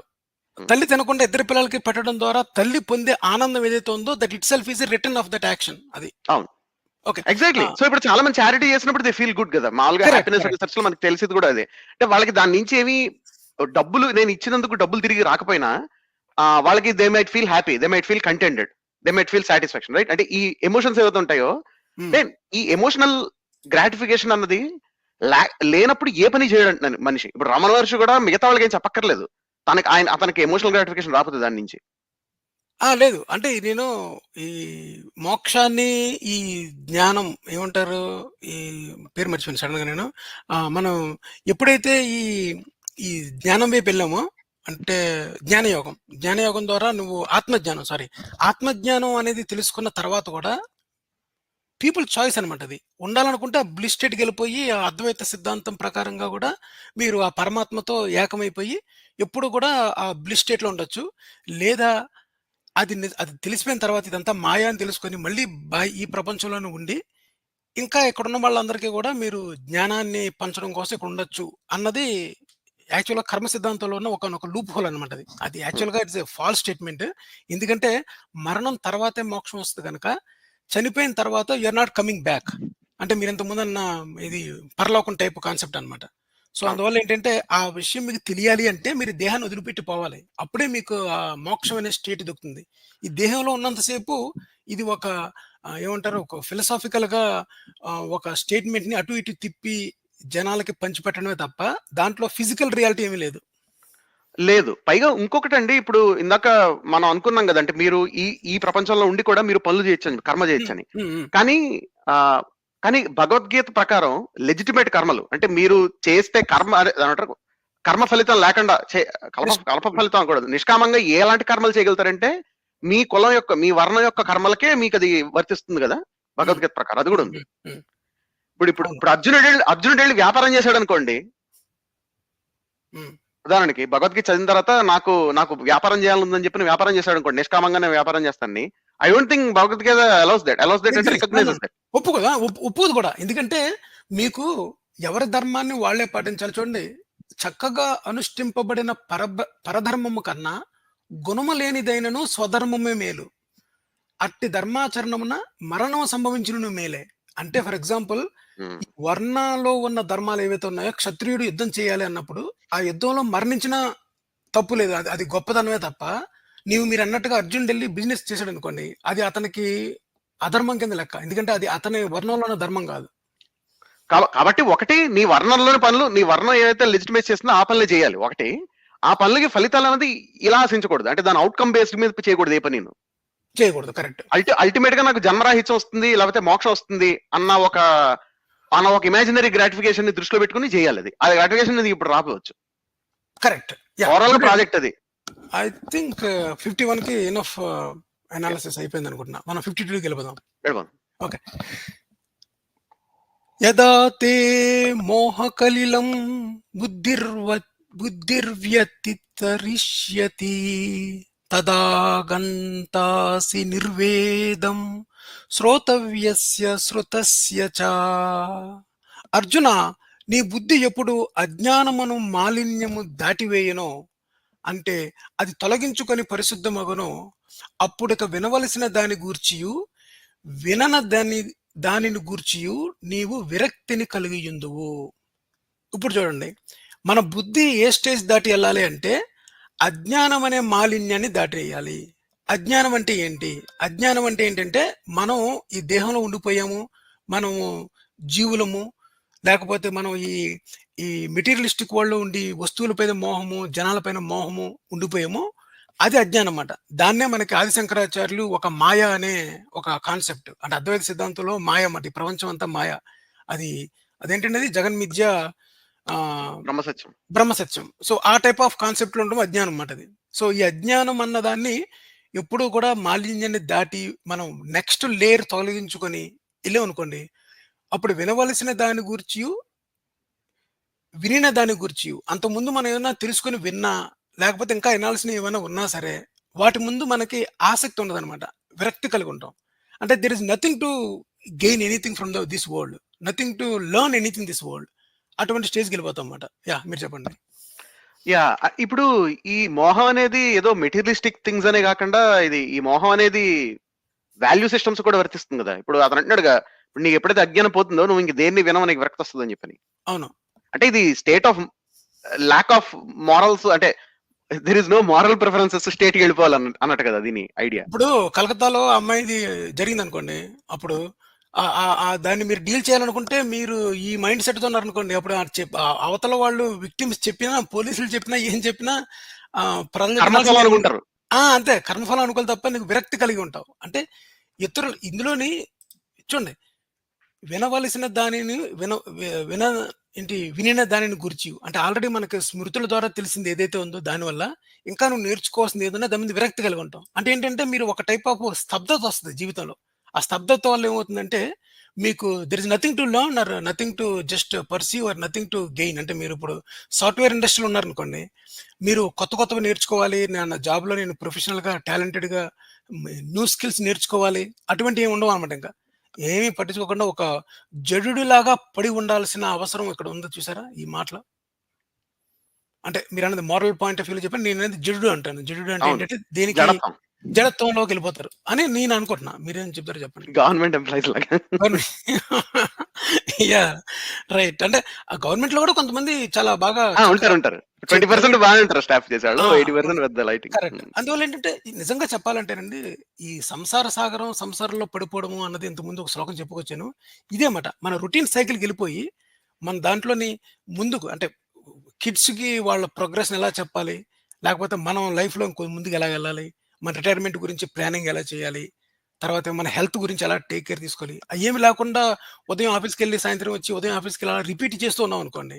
హ్మ్. దానివల్ల మనం నంబర్ ఆఫ్ డేస్ వేస్ట్ అవుతాయి తప్ప ప్రపంచానికి ఇచ్చే మెసేజ్ గాని ఏముండదు. ఫర్ ఎగ్జాంపుల్ నిన్న లాస్ట్ వీక్ నేను చేసినప్పుడు శ్రీరాముడు 10,000 సంవత్సరాలు పాలిస్తాడు అయోధ్యని. అంతే గదా! అవును. ఆ 10,000 సంవత్సరాల్లో ఎవ్రీ డే ఏం జరిగింది? ఇప్పుడు సేమ్ థింగ్ రిపీటెడ్ జరుగుంటది అంతే గదా! అవును. శ్రీరాముడు 10,000 సంవత్సరాల్లో ఈ భూమి మీద ఉన్న జనాలకి ఇచ్చిన మెసేజ్ ఏంటి? ఇప్పుడు ఒక మెసేజ్ ఒక రోజులో ఇవ్వచ్చు గదా! దేవుడన్నవాడు. లేదా ఒక మహా అయితే 1 మంత్‌లో నేను ఈరోజు ఇలా చేశాను, టాక్స్‌లు అలా పెట్టాను, అండర్ గ్రౌండ్ డ్రైనేజ్ సెటప్ చేశాను. సింధు నది నాగరికతలో ఉన్న ఆర్కిటెక్చర్ అంతా నేనే ఇచ్చాను అని చెప్పిందేమీ లేదు. 10,000 సంవత్సరాలు పొద్దున్న లేసి సాయంత్రం. పొద్దున్న లేసి పడుకోవడము, తిని పడుకోవడం ఏదో ఒకటుంటది కదండీ! ఏంటంటే తిన్నామా, పడుకున్నామా, లేచామా అని. అవును. ఆ 10,000 సంవత్సరాలు అలా రిపీట్ అయినట్టే తప్ప ఓవరాల్‌గా మీరన్నట్టుగా నిజమైన జన్మ ఏమంటారు? కర్మ జన్మ ఈ సంసార సాగరం ఆ 10,000 సంవత్సరాలు టోటల్ వేస్ట్. ఎందుకంటే వైకుంఠం నుంచి వచ్చిన విష్ణుమూర్తి భూలోకంలో 10,000 సంవత్సరముల్లో చేసినది ఏమి? 10,000 సంవత్సరాల్లో ఏదో ఎస్టాబ్లిష్ చేయాలి కదండీ! చూడండి 10,000 సంవత్సరాలు చాలా ఎక్కువ టైం గదా! అసలు చాలా ఎక్కువ టైము. చాలా మంది రాజులు వాళ్ళు ఒక 20 ఏళ్ళు, 30 ఏళ్ళు ఉన్న విపరీతమైన ఇన్‌ఫ్లూయెన్స్ ఎక్సర్ట్ చేయగలిగారు గదా! చరిత్రలో. అవునవును. షేపులు మార్చేసారు గదా! ఇప్పుడు వాడు 'జంగీస్ ఖాన్' ఉన్నాడు. ఆ! అంటే వాడు దండయాత్రలు చేసాడనుకోండి. బట్ స్టిల్ చాలా షార్ట్ పీరియడ్ ఆఫ్ టైమ్‌లో చేసాడు. అలెగ్జాండర్ ఉన్నాడు. 20 ఏళ్ళు గదా! యాక్టివ్‌గా ఉన్నది అలెగ్జాండర్ గట్టిగా. అవును. కరెక్ట్. సో, అశోకుడు చూసినా, లేకపోతే హమ్మురాబి చూసినా అంటే సిగ్నిఫికెంట్ థింగ్స్ అట్‌లీస్ట్ పొలిటికల్‌గా అచీవ్ చేయడానికి కానీ, డిక్లేర్ చేయడానికి కానీ 10,000 సంవత్సరాలు ఉంది too much of a time. చాలా చేయగలగాలి 10,000 సంవత్సరాల్లో గదా! చేయగలగాలి. కానీ చేసిన దాన్ని కనీసం వాల్మీకి రామాయణంలో రాయాలి గదా! 10,000 రాయాలి. సంవత్సరాల్లో గ ఇన్ని గత దేనికంటే గత గత 10,000 సంవత్సరాల్లో మనం రాళ్ళు కొట్టుకోవడం దగ్గర నుంచి సెల్ ఫోన్స్ తయారు చేయడం వరకు వచ్చాం గదా! ఎగ్జాక్ట్‌లీ. అదొకటి ఇంకో పాయింట్ చూడండి. మీరు గుర్తుందా కొన్ని పాత సినిమాల్లోని గతంలోకెళ్ళినప్పుడు ఇలా ఒక సర్కిల్ టింగ్ టింగ్ టింగ్ సర్కిల్ తిరుగుతది ఫ్లాష్ బ్యాక్‌లోకెళ్ళిపోయినప్పుడు. Flash back. అలాగే చిన్న పిల్లలు రాముడు సీతని అయోధ్యకొచ్చిన తర్వాత అక్కడి నుంచి ఇలా కాలచక్రం గిర్రున తిరిగింది అని 10,000 సంవత్సరాలు అయిపోయినట్టు చూపిస్తాడు రామాయణంలో. అవును. 10,000 సంవత్సరములు గడిచినవి అంటాడు తప్ప 10,000 సంవత్సరాల్లో పీకినదేమి అని రాయాలి గదా! అవును. అదుండదు. ఓకేనండి. 52 అయిపోయింది గదా! యాహ్! 53 శృతి విప్రతిపన్నా తే యదాస్తా యదాస్తాస్యతి నిశ్చలా సమాధావచలా బుద్ధిస్తదా యోగమాప్స్యసి. నానా విధములగు శ్రవణాదుల చేత కలత చెందియున్న నీ బుద్ధి ఎప్పుడు చలింపెనదై పరమాత్మ ధ్యానమందు స్థిరముగా నిలిచియుండునచో అప్పుడు నీవు ఆత్మ సాక్షాత్కారమును పొందగలవు. ఇదండి ఆత్మ సాక్షాత్కారం పొందడం అంటే ఆత్మ జ్ఞానాన్ని పొందడం. ఆత్మ జ్ఞానాన్ని పొందడం అంటే ఏంటంటే నేను ఈ దేహం కాదు, నేను ఈ ఈ ఆత్మని అని తెలుసుకోవడం మాట. దానికి చేయాల్సింది ఏంటంటే నానా విధములగు శ్రవణాదులంటే రకరకాల వినడం మాట. అలా వినడం వల్ల మనకేంటంటే మన బుద్ధి కలత చెంది ఉంది. అప్పుడు అది దాన్ని చలింపనది అంటే ఒక రకమైన సమాధి స్థితి ఎందు, ఒక నిశ్చలమైన స్థితి ఎందు చలింపకుండా ఉండడం అంటే, ఒక నిశ్చలమైన స్థితికి తీసుకొనెళ్ళి, పరమాత్మ యందు స్థిరముగా నిలిచి ఉండరించు. అంటే పరమాత్మను మాత్రమే ధ్యానించడం. నేనింతకుముందు మీకు చెప్పాను. భగవద్గీత అనేది భక్తి యోగం తప్ప, జ్ఞానయోగం అనే టార్గెట్‌ని చూపించినా, మీరు తెలియకుండానే భక్తి యోగంలో ట్రాప్ అయిపోతారు. ఎందువల్ల భక్తి యోగంలో ట్రాప్ అయిపోతారు? పరమాత్మని ధ్యానించి స్థిరముగా ఉండడము. ఒక దేవుని ధ్యానంలో స్థిరంగా ఉండడం అనేది భక్తి యోగం యొక్క మొదటి లక్షణం అన్నమాట. అంటే మీరు తెలియకుండా దేవునికి భక్తులుగా చేసుకోవడానికే భగవద్గీత తప్ప, ఈ జ్ఞానం అనే ఒక బిస్కెట్ దాన్నేమంటారు దాన్ని దీన్ని చూపిస్తూ, ఈ చాక్లెట్‌ని చూపిస్తూ ఆత్మ సాక్షాత్కారాన్ని పొందుతారు. ఆత్మ సాక్షాత్కారాన్ని పొందిన చివరికి అందరూ కూడా శ్రీకృష్ణుడికి బానిసలే. ఎందుకంటే ఎప్పుడు కూడా శ్రీకృష్ణుడు మాత్రమే ధ్యానించాలి. ఈ ఫర్దర్ 700 శ్లోకాల్లో కూడా నన్నే ధ్యానించు, నన్నే ఆశ్రయించు, నేనొక్కడినే నీకు మోక్షాన్నిస్తాను. నేను తప్ప ఇంకెవరు లేరు. నేనే ప్రపంచాన్ని క్రియేట్ చేశాను. నన్ను మించినోళ్ళు ఇంకోళ్ళు ఎవరు లేరు. ప్రపంచంలో కనిపించే గ్రాండ్ స్కేల్‌లో కనిపించే ప్రతీదీ నేనే. అంతా నేనే అని చెప్తుంటాడనమాట. అదలా చెప్పడం అన్నది భక్తి యోగానికి మొదటి మెట్టు. సో, అందువల్ల భగవద్గీత అనేది నా దృష్టిలో పూర్తి భక్తి యోగం తప్ప మిగతావన్నీ అటు ఇటు ఆహ్, అల్లిన కల్లబొల్లి వాక్యాలే తప్ప ముఖ్యంగా నన్ను సాక్షాత్కరించు. నేను తప్ప నీకెవరు మోక్షాన్ని ఇవ్వలేరని చెప్తున్నాడనమాట. అదండి అవును. నేను చెప్పదలుచుకుంది. 52, 53 కలిపి ఇస్కాన్ వాళ్ళు చాలా బాగా ఫాలో అవుతారండి. హుహు. మీరు హ్మ్. ఇందాక 52లో చూసాం గదా! అంటే నిష్కామ నిష్క కర్మలు ఆ! ఆ! చేసినప్పుడు మీకు ఇంక వాల్యూ సిస్టమ్స్ మీద కూడా మీకు చిరాకొస్తది. అంటే అది కూడా మీరు వేస్ట్ అని అనుకుంటారు. So, correct. వాళ్ళు అలాగే అనుకుంటారు యాక్చువల్‌గా. అంటే మీరు మీ ఎవరైనా అంటే బాగా అందులో ఇస్కాన్‌లో బాగా ఉన్నవాళ్ళు ఫ్రెండ్స్ మీతో వాళ్ళు ఓపెన్‌గా మాట్లాడేవాళ్ళు ఉంటే గనక దే విల్ టెల్ యూ. అంటే దే విల్ టెల్ యూ అంటే వాళ్ళు ఆలోచించే పద్ధతి వింటే ఆశ్చర్యం వేస్తుంది మనకి. నాకు ఒక ఇస్కాన్ ఫ్రెండ్ అట్లాగే చెప్పాడు. అప్పట్లో 'నిర్భయ' కేస్ రేపయినప్పుడు ఆ! అది ఆమె కర్మఫలం అని చెప్పని. నాకు తెలిసి నాకు తెలిసి అప్పుడైతే అంటే మేబీ తర్వాత వేరే రేపులు జనాలు చాలా మంది ప్రజలు కొంతమంది కర్మఫలం అనుకోవచ్చేమో గానీ 'నిర్భయ' రేప్ అయితే చాలా మంది కర్మఫలం అనుకోలేదు నాకు తెలిసి. Most people in India. అందుకే అది రోడ్ల మీద పడ్డారు. అదే ఏం కదండీ! జరుగుతది? మీరు ఇహలోకం ఇక్కడుంటేనే ఈ ప్రపంచంలో ఉంటేనే ఇప్పుడు చిన్న ఒక కుక్క ఒక కారు కింద పడిందనుకోండి. అది కుయ్ కుయ్ అరుస్తా ఉంటే మనస్సు ఎవరికైనా చలిస్తదా? చలించదా? ఆ కారుని అవును. ఆపేయి. ఏంట్రా బుద్ధుందా లేదా అని చెప్పేసి ఆ కుక్కని తీసుకొని కుక్క కట్టు కడతారా? కట్టరా? అవును. మోదీ గారన్నట్టు కుక్క పిల్ల ముందుంటేనే మనకి జాలేస్తది. రైట్. ఆ! కరెక్ట్. అవును. ఇప్పుడు అలా కాకుండా ఇప్పుడు ఇప్పుడు అదే మనుషులకి అప్లై చేసినప్పుడు కుక్క కంటే మనిషి ప్రాణం గాని, ఒక ఇది గాని చాలా ఎక్కువ అవును. కదా! అంటే వాల్యుబుల్ ఎక్కువ దానికి వాల్యూ అందరూ వాల్యూ ఎక్కువే తీసుకుంటారుగా. ఎగ్జాక్ట్‌లీ అవును. ఎక్కువ వాల్యూ తీసుకుంటారు. అలాంటప్పుడు ఈ కర్మ సిద్ధాంతాన్ని గనక అప్లై చేసుకొని, ఎవరి కర్మకి ఎవరు బాధ్యులు అన్నప్పుడు, ఇంకా ఈ ఈ ప్రపంచంలోని ఇంకా మనకి ప్రైమ్ మినిస్టర్ కూడా అవసరం లేదు. ఎందుకంటే అన్ని కర్మ సిద్ధాంతం కర్మపరంగా జరిగితే మనకి సైన్యం కూడా అవసరం లేదు కదండీ! ఒకవేళ చైనా వచ్చి మన ఇండియాని ఆక్రమించేస్తుందనుకోండి, కర్మ ప్రకారంగా కూడా మనం ఎప్పుడో ఏదో తప్పు చేసాం. అందుకే చైనా ఈ ఆక్రమించేసింది అనుకోవచ్చు కదా! అవును. మన కర్మఫలం అనుకోవచ్చు కదా! మన కర్మఫలం అనుకోవచ్చు. సో, ప్రతీదీ యాక్చువల్‌గా ఈ జనాల్ని సోమరిపోతుల్లా చేసేది, జనాల్ని జడులుగా చేసేది ఏంట్రా అంటే కర్మ సిద్ధాంతం అండి. నాకు తెలిసిన అవును. మటికి. కరెక్ట్. ఎగ్జాక్ట్‌లీ. అంటే జాంబీస్ కింద మారల్ జాంబీస్ కింద తయారు హ్మ్. చేయాలంటే కర్మ సిద్ధాంతం బెస్ట్ అసలు. సూపర్. మంచి పదం వాడారు. Moral zombies. వండర్‌ఫుల్. సో, అంటే నేనన్నదేంటంటే ఇప్పుడు మా ఇస్కాన్ ఫ్రెండ్ 'నిర్భయ' లాంటి కేసు అంటే ఏంటి మొత్తం ఈ దేశమంతా అందరూ రోడ్ల మీదకొచ్చిన కేసు. చిన్న పిల్లల దగ్గర నుంచి, స్కూల్ పిల్లల దగ్గర నుంచి మొత్తం రోడ్ల మీదకొచ్చి ప్రొటెస్టులు చేసిన కేసు గూడా అంత ఘోరమైన కేసు గూడా ఇది ఆమె కర్మ ఫలం అని చెప్పని తోసిపుచ్చేయగలిగారంటే అంటే హ్మ్. 52, 53 కాంబినేషన్‌లో మీరు చూసి తర్వాత ఇంతకీ వాడు చెప్పేవాడు యాక్చువల్‌గా మా ఇస్కాన్ ఫ్రెండ్ ఇంకొక ఇస్కాన్ ఫ్రెండ్ ఏమనేవాడంటే ప్రతిదానికి సొల్యూషన్ ఏంటంటే హరే కృష్ణ జపం చేయడం అంతే. ఇప్పుడు ఇజ్రాయెల్ పాలెస్తైన్ ఇష్యూ ఉందండి. అంటే you hmm. Will be surprised at the level of you know అదేంటిది దాన్నేమంటారు బ్రెయిన్ డెత్‌నెస్ అన్నమాట. అంటే మారల్ జాంబీనెస్ మీరు చూసారనుకోండి. You'll be surprised. Israel Palestine issue ఉందనుకోండి. దానికి సొల్యూషన్ ఏంటంటే ఇజ్రాయెల్ వాళ్ళు, పాలెస్తైన్ వాళ్ళు హరే కృష్ణ జపం చేయడం. దానికేను క్రిస్టియానిటీకి బ్రదర్ ప్రార్థన చేయి బ్రదర్ అంటాడు కదా! ఏదైనా ప్రాబ్లమ్ వస్తే. ఈ ఎగ్జాక్ట్‌లీ. ప్రేయర్ చేయడానికి దీనికి ఇంకా తేడా ఏముందింక? లేదు. ఇప్పుడు పోనీ మీరు ప్రేయర్‌ని ఎట్లా ప్రొజెక్ట్ చేయడం అంటే మీరు పర్సనల్‌గా మీకు సోలేస్ ఇస్తదని ప్రొజెక్ట్ చేయొచ్చు. కానీ ఈళ్ళు political problems, geo political problems ఇంతమంది హ్మ్. ఇన్వాల్వ్ అయ్యి యాక్చువల్ ఇష్యూస్ అంటే మీకేంటి డిస్ట్రిబ్యూషన్ ఆఫ్ రిసోర్సెస్ లో గాని లేకపోతే అలొకేషన్ ఆఫ్ రిసోర్సెస్ అంటే ఎకనామిక్ ప్రాబ్లమ్స్ ఇష్యూస్ అక్కడ పవర్ ప్రాబ్లమ్స్ ఉన్న ఇష్యూస్ లో కూడా హరే కృష్ణ జపం చేయాలంటారు వాళ్ళు. ఇప్పుడు హరే కృష్ణ జపం చేస్తే ఏమొస్తుంది సొల్యూషన్ రాదు. హరే కృష్ణ జపం చేయడమే సొల్యూషన్. యూసీ అంటే నేను అంటుంది ఏంటంటే ఇప్పుడు హరే కృష్ణ మీరు జపం చేస్తే మీకేదో మానసిక స్టేట్ బాగుపడిపోయి అబ్బాయి వీళ్ళని చంపకూడదు అని చెప్పి ఒక ప్రేమ వచ్చేసి ఆగిపోవడం కాదు. It's not like that. మీకు మీకు బౌద్ధంలో చూడండి ఆ, ఆ, మీకు మెటా మెడిటేషన్ అని ఒకటి ఉంటుంది. అంటే యాక్సెప్టెన్స్ మెడిటేషన్ అని ఒకటి ఉంటుంది హ్మ్. బౌద్ధంలో. హ్మ్. హ్మ్. అట్లాంటిది కాదు ఇది హరే కృష్ణ జపం చేయడం అంటే. హరే కృష్ణ జపం చేయడం అంటే హరే కృష్ణ మీరు జపం చేసిన తర్వాత మీకు సైకాలజీ మారితే దానివల్ల మీరు బెటర్ నిర్ణయాలు తీసుకుంటారని కాదు సొల్యూషన్. అది సొల్యూషన్. నో. నో. హరే యాక్చువల్‌గా కృష్ణ జపం ఏంటంటేనండి చేయడమే సొల్యూషన్. హరే కృష్ణ జపం చేయడం ద్వారా ఇస్కాన్‌కి ఒక కస్టమర్ దొరుకుతాడంతే. ఇంకేం చేయకూడదు. హరే కృష్ణ మాత్రమే చేయాలి. ఇంకేం చేయక్కర్లేదు. దాని నుంచి మీకు సైకాలజీ మారితే బెటర్ నిర్ణయాలు తీసుకుంటారని కాదు పాయింట్. ఆ పాయింట్ అది కాదు. హరే కృష్ణ జపం చేయడం అనమాట. హ్మ్. హరే కృష్ణ జపం అనేది ఏంటంటే ఇప్పుడు సాయి భజన చేస్తారు చూసారా కొంతమంది. ఆ! ఈ సాయి భజన చేయడం లాంటిది, హరే కృష్ణ దాంట్లోకెళ్ళడం అనేది ఇది యాక్చువల్‌గా ISKCON is a cult. Pure cult అన్నమాట. అది కల్ట్ అది బేసిక్‌గా ఇస్కాన్. అది ఆ! చాలా అధ్వానమైన కల్ట్ అది. బట్ ఆ! నేను అంటుంది ఏంటి 52+53 ఇన్ యాక్షన్ ఎట్లా ఉంటుందన్నది వాళ్ళు మంచి ఎగ్జాంపుల్.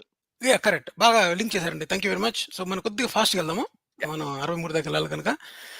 ఇది స్థితప్రజ్ఞస్య కా భాషా సమాధిస్తస్య కేశవ స్థితధీం కిం ప్రభాషేత కిమాసీత వ్రజతే వ్రజతేత కిం. అర్జునుడు అడిగెను, ఓ కృష్ణ, సమాధి యందున్న స్థితప్రజ్ఞుడగు జీవన్ముక్తిని యొక్క లక్షణమేమి? అతడు ఎట్లు మాట్లాడును, ఏ రీతిగా నుండును, ఎట్లు సంచరించును? అంటే ఇది ఏమడుతున్నాడంటే, చూడండి, జాగ్రత్తగా గుర్తుపెట్టుకోండి. ఇది చెప్పింది అర్జునుడు. ఓకే. స్థితప్రజ్ఞత గురించి చెప్పింది ఎవరో? శ్రీకృష్ణుడు. అసలు అర్జునుడు డమ్ అనుకుందాం, ఏం తెలియదు అనుకుందాం. అర్జునుడు డమ్ అయినప్పుడు ఈ స్థితప్రజ్ఞత అనే పదానికి అర్జునుడికి ఎలా తెలుసు? యాక్చువల్‌గా we're in the middle of the battle. Middle of the బ్యాటిల్‌లోని ఆల్రెడీ కౌన్సెలింగ్ అయిపోయింది. ఫస్ట్ ఫ్యూ శ్లోకాస్‌లోనే కౌన్సెలింగ్ అయిపోయింది నేను చెప్పిన ప్రకారంగా. వెంటనే చేయాలి. ఈ సోది వినడానికి, ఈ ఏంటి ఎందుకు పనికిరాని ఈ ఆడెలా ఉంటాడో చెప్పు, ఆడి లక్షణాలేంటి, ఈడి లక్షణాలేంటి అని ఈ బాతాకాన్ని ఏసుకోవడానికి యుద్ధం మధ్యలో అన్నది అది గుర్తుపెట్టుకోవాలి. ఇది చెప్తున్నది ఎక్కడో అర్జునుడు సరదాగా ఒక వైట్ హౌస్ కదా ఏంటి మన ఒక గెస్ట్ ఫైర్ హౌస్‌కెళ్ళాడు. చాట్. ఆ! ఎక్కడికో గెస్ట్ హౌస్‌కెళ్ళాడు. ఆళ్ళకి చాలా టైం ఉంది. ఆ టైంలో ఇయన్నీ చెప్పుకొచ్చాడు. ఫర్ ఎగ్జాంపుల్ యోగ వాసిష్టం ఉందనుకోండి. రాముడు వశిష్ఠుడి దగ్గరికెళ్తాడనమాట. అప్పుడు మొత్తం ఈ ఈ ఫిలాసఫీలన్నీ చెప్తా ఉంటాడు. అక్కడ ఓకే. కానీ ఏం చేస్తున్నావు, మిడిల్ ఆఫ్ ద బ్రిడ్జ్ మీద బాగా ట్రాఫిక్ జామ్ అయిపోయిన దగ్గర నువ్వు మధ్యలో ఉండి ఈ విషయాలన్నీ అడుగుతుంటే ట్రాఫిక్ జామ్ అవుద్దా? అవ్వదా? అవును. సేమ్ అలాగే యుద్ధం జరుగుతున్న మధ్యలోని నేను చెప్పాలంటే ఎందరిలోకెల్లా గొప్పోడు ఎవరంటే దుర్యోధనుడు. దుర్యోధనుడు 11 అక్షౌహిణుల సైన్యాన్ని పెట్టుకొని అంత పెద్ద గ్రాండ్‌గా ఉండి, "అరే ఏందిరా భయ్ ఈళ్ళిద్దరు ఏం మాట్లాడుకుంటున్నార్రా" అని ఒక్క మాట అడగడనమాట. అదే ఏంది ఇంకా ఇంకా టైటిల్స్ ఏస్తున్నారు. సినిమా ఆ! ఎప్పుడు ఇంక మొదలవుతుందన్నట్టు. ఏంది యుద్ధం.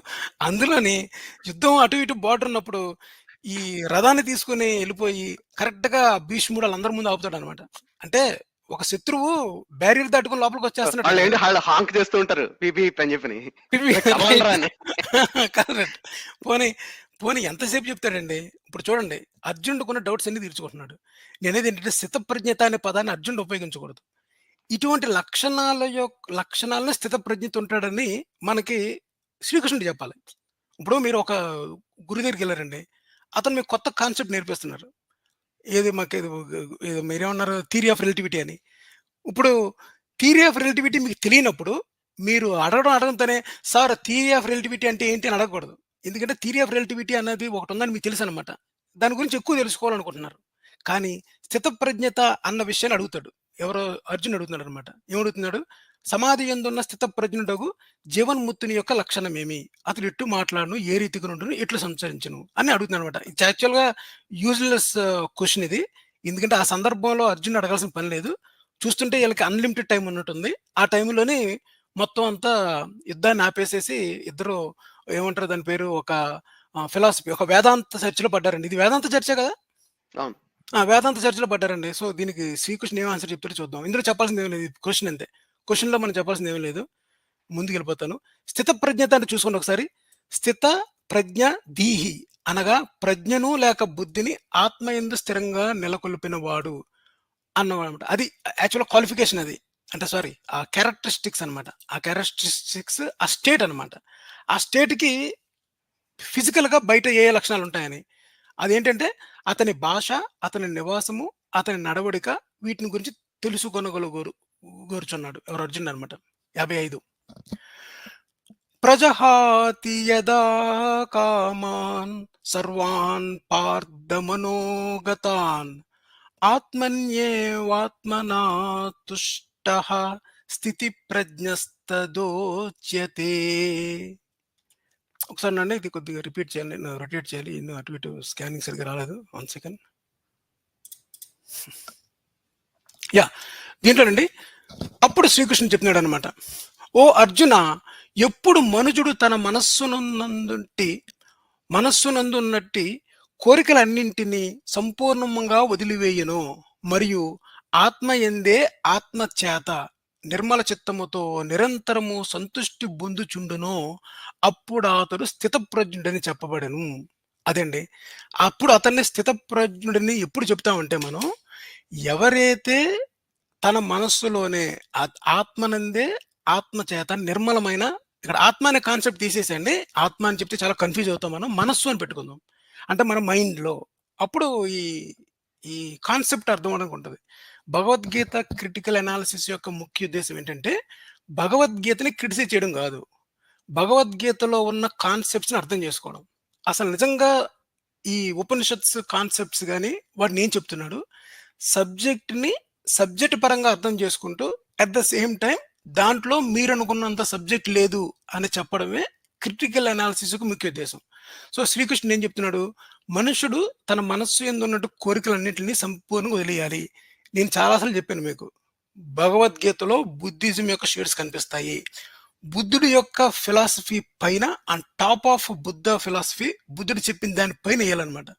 మీకు గుర్తుంటే కోరికలకన్నిట్లికి కూడా మనిషి యొక్క దుఃఖానికి కారణం కోరికలని చెప్పాం గదా! చూసారా? కోరికలన్నిటిని సంపూర్ణంగా వదిలివేయాలి. ఇది బుద్ధిజం కాన్సెప్ట్. ఓకే. తర్వాత, తర్వాతేంటంటే ధ్యానంలోకి మాట. ఆ ధ్యానం ఏంటంటే ఆత్మయందే ఆత్మ చేత నిర్మలంగా ఉండి సంతుష్టి పొందుతూ అంటే నీకు నువ్వు సెల్ఫ్ సాటిస్ఫై అవుతుండాలి. బయట జరిగే పనులన్నిట్లికి. నీవు కారణమైనా, కారణం కాకపోయినా ఏది పట్టించుకోకూడదనమాట. ఉదాహరణకి ఇందాక శరత్ గారు చెప్పినట్టు నిర్భయ విషయానికి కూడా మనం చలించకూడదనమాట.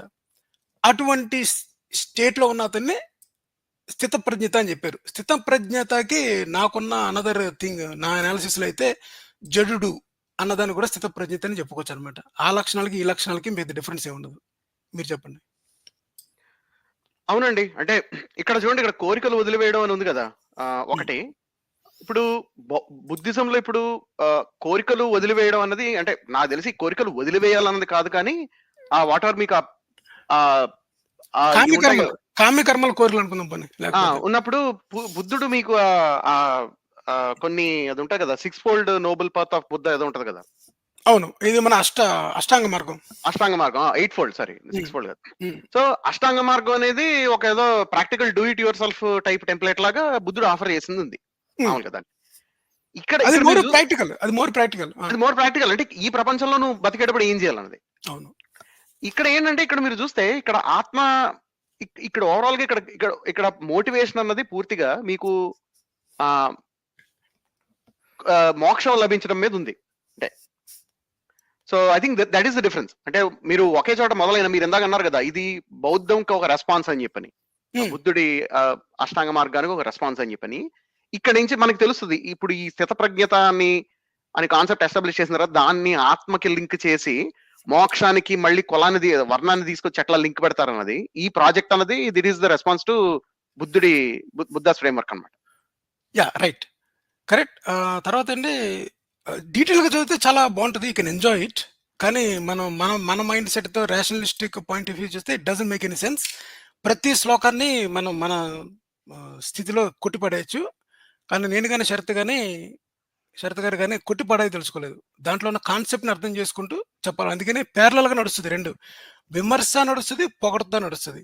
దాంట్లో ఉన్న టేక్ హోమ్ మెసేజ్ కూడా చెప్పడం జరుగుతది. సో అంటే ఇప్పుడు దీన్ని దేనితో కంపేర్ చేయాలండి? అంటే ఇప్పుడు మనం భగవద్గీత ఒక శ్లోకం చదివిన తర్వాత దానికి పెద్ద డిస్క్రిప్షన్ మనం వ్యాఖ్యానం చదివిన తర్వాత మనకి దానిలో ఉన్న మోరల్ ఎలిమెంట్స్ ఏవైతే మనకి అనిపిస్తున్నాయో ఇది ఓవరాల్ గా మోరల్ ఫిలాసఫీ చాలా ఎక్కువ ఉంటది కదా భగవద్గీతలో. అవును. అదే కదా ఓవరాల్ గా హ్మ్. ఐడియా. హ్మ్. సో హ్మ్. వాల్యూస్ ఎలా ఉండాలన్నదే కదా మాట్లాడుతుంది. స్థితప్రజ్ఞత అనేది అదొక టైప్ ఆఫ్ వాల్యూ జడ్జ్మెంట్. నీకు ఎట్లాంటి వాల్యూస్ ఉండాలన్నది చెప్పడానికి అన్నమాట. సో దాన్ని we should compare it with what overall గా ఈ రోజున సమాజం ఎలా ఉంది, ఎట్లాంటి అంటే ఎట్లాంటి వాల్యూ సిస్టమ్ ని బెస్ట్ వాల్యూ సిస్టమ్ అని అనుకుంటుంది సమాజం అనేది. హ్మ్. హ్మ్. అన్నది కంపేర్ చేసుకొని చూసుకోవాలి మనం. అంతేకాని అదొకటే చూసేసి అబ్బాయి చాలా బాగుందని అనుకోకూడదు. అందుకే మనం అంటుంటాం కదా, భగవద్గీతను పొగిడేవాళ్ళు వాళ్ళు వేరేది ఏది చదవలేదు కాబట్టి వాళ్ళకి వేరే మోరల్ ఫిలాసఫీ దేనికి మీద ఎక్స్పోజర్ లేదు కాబట్టి దీన్ని పొగుడుతారు. అంటే నీ ఫేవరెట్ సినిమా ఏంటి అంటే శ్రీమంతుడు అన్నట్టు. అది తప్పితే ఏం చూడలేదు. That is the whole point అన్నమాట. సో ఆ! సో మనం అందులో ఇరుక్కుపోకూడదు. ఇప్పుడు మనం ఎప్పుడైతే మనం if you want to learn things మనం నేర్చుకోవాలనుకున్నప్పుడు ఏంటంటే ఇది just one of the books. ఇప్పుడు ఇది ఎప్పుడో రాసిన పుస్తకాల్లో ఇదొకటి అంతే, అంతకన్నా ఏం కాదు. అండ్ దీనిలోని మోరల్ ఐడియాస్ ని మనం దేంతో కంపేర్ చేయాలంటే ఇప్పుడు best in the class moral values అని ఏవైతే అంటున్నామో హ్మ్. మానవవాద విలువలు అనుకోండి ఫర్ ఎగ్జాంపుల్, దాంతో కంపేర్ చేసి చూసుకోవాలి మనం. ఓవరాల్ గా మోటివేషన్స్ అన్నవి ఎలా ఉన్నాయా లేదా, ప్రాబ్లమ్స్ ఏమున్నాయని అప్పుడు మనకు అర్థమవుతుంది క్లియర్ గా. యాహ్! గుడ్. మంచి పాయింట్ చెప్పారండి. ఇది లైక్ ఇట్. మీరు చెప్పింది మోరల్ ఫిలాసఫీ అన్నదాన్ని ప్రెజెంట్ చేస్తున్నప్పుడు, ఇది తప్ప ఇంకోటి తెలియనోళ్ళకి యాక్చువల్‌గా దీన్ని ఇంకోలాగా అడ్రెస్ చేయొచ్చండి. అంటే అంత ఏమంటారు వాస్ట్ నాలెడ్జ్ లేని వాళ్ళకి ఇప్పుడు మనం అంటాం కదా! మన కోపస్థ మండుకో అంటారు చూసారా? దాంట్లో ఉండిపోతారు కదా! కొంతమంది. అవును. ఉండిపోయినోళ్ళకి అంతకు మించి ఇంకా ఫిలాసఫీ కనిపించదనమాట. కానీ ప్రపంచం చాలా ముందుకెళ్ళిపోయింది. వేరియస్ డిఫరెంట్ ఫిలాసఫీస్ వచ్చినియి. సో, వాటిలతో కంపేర్ చేసుకుంటే ఇది యాక్చువల్‌గా అంత ప్రొడక్టివ్ కాదు భగవద్గీతలో ఫిలాసఫీ. ఓకేనండి. 56 ఇది చాలా పాపులర్ ఇది. దుఃఖేష్వనుద్విగ్నమనాః సుఖేషు విగతస్పృహా వీతరాగభయక్రోధః స్థితధీర్మునిరుచ్యతే.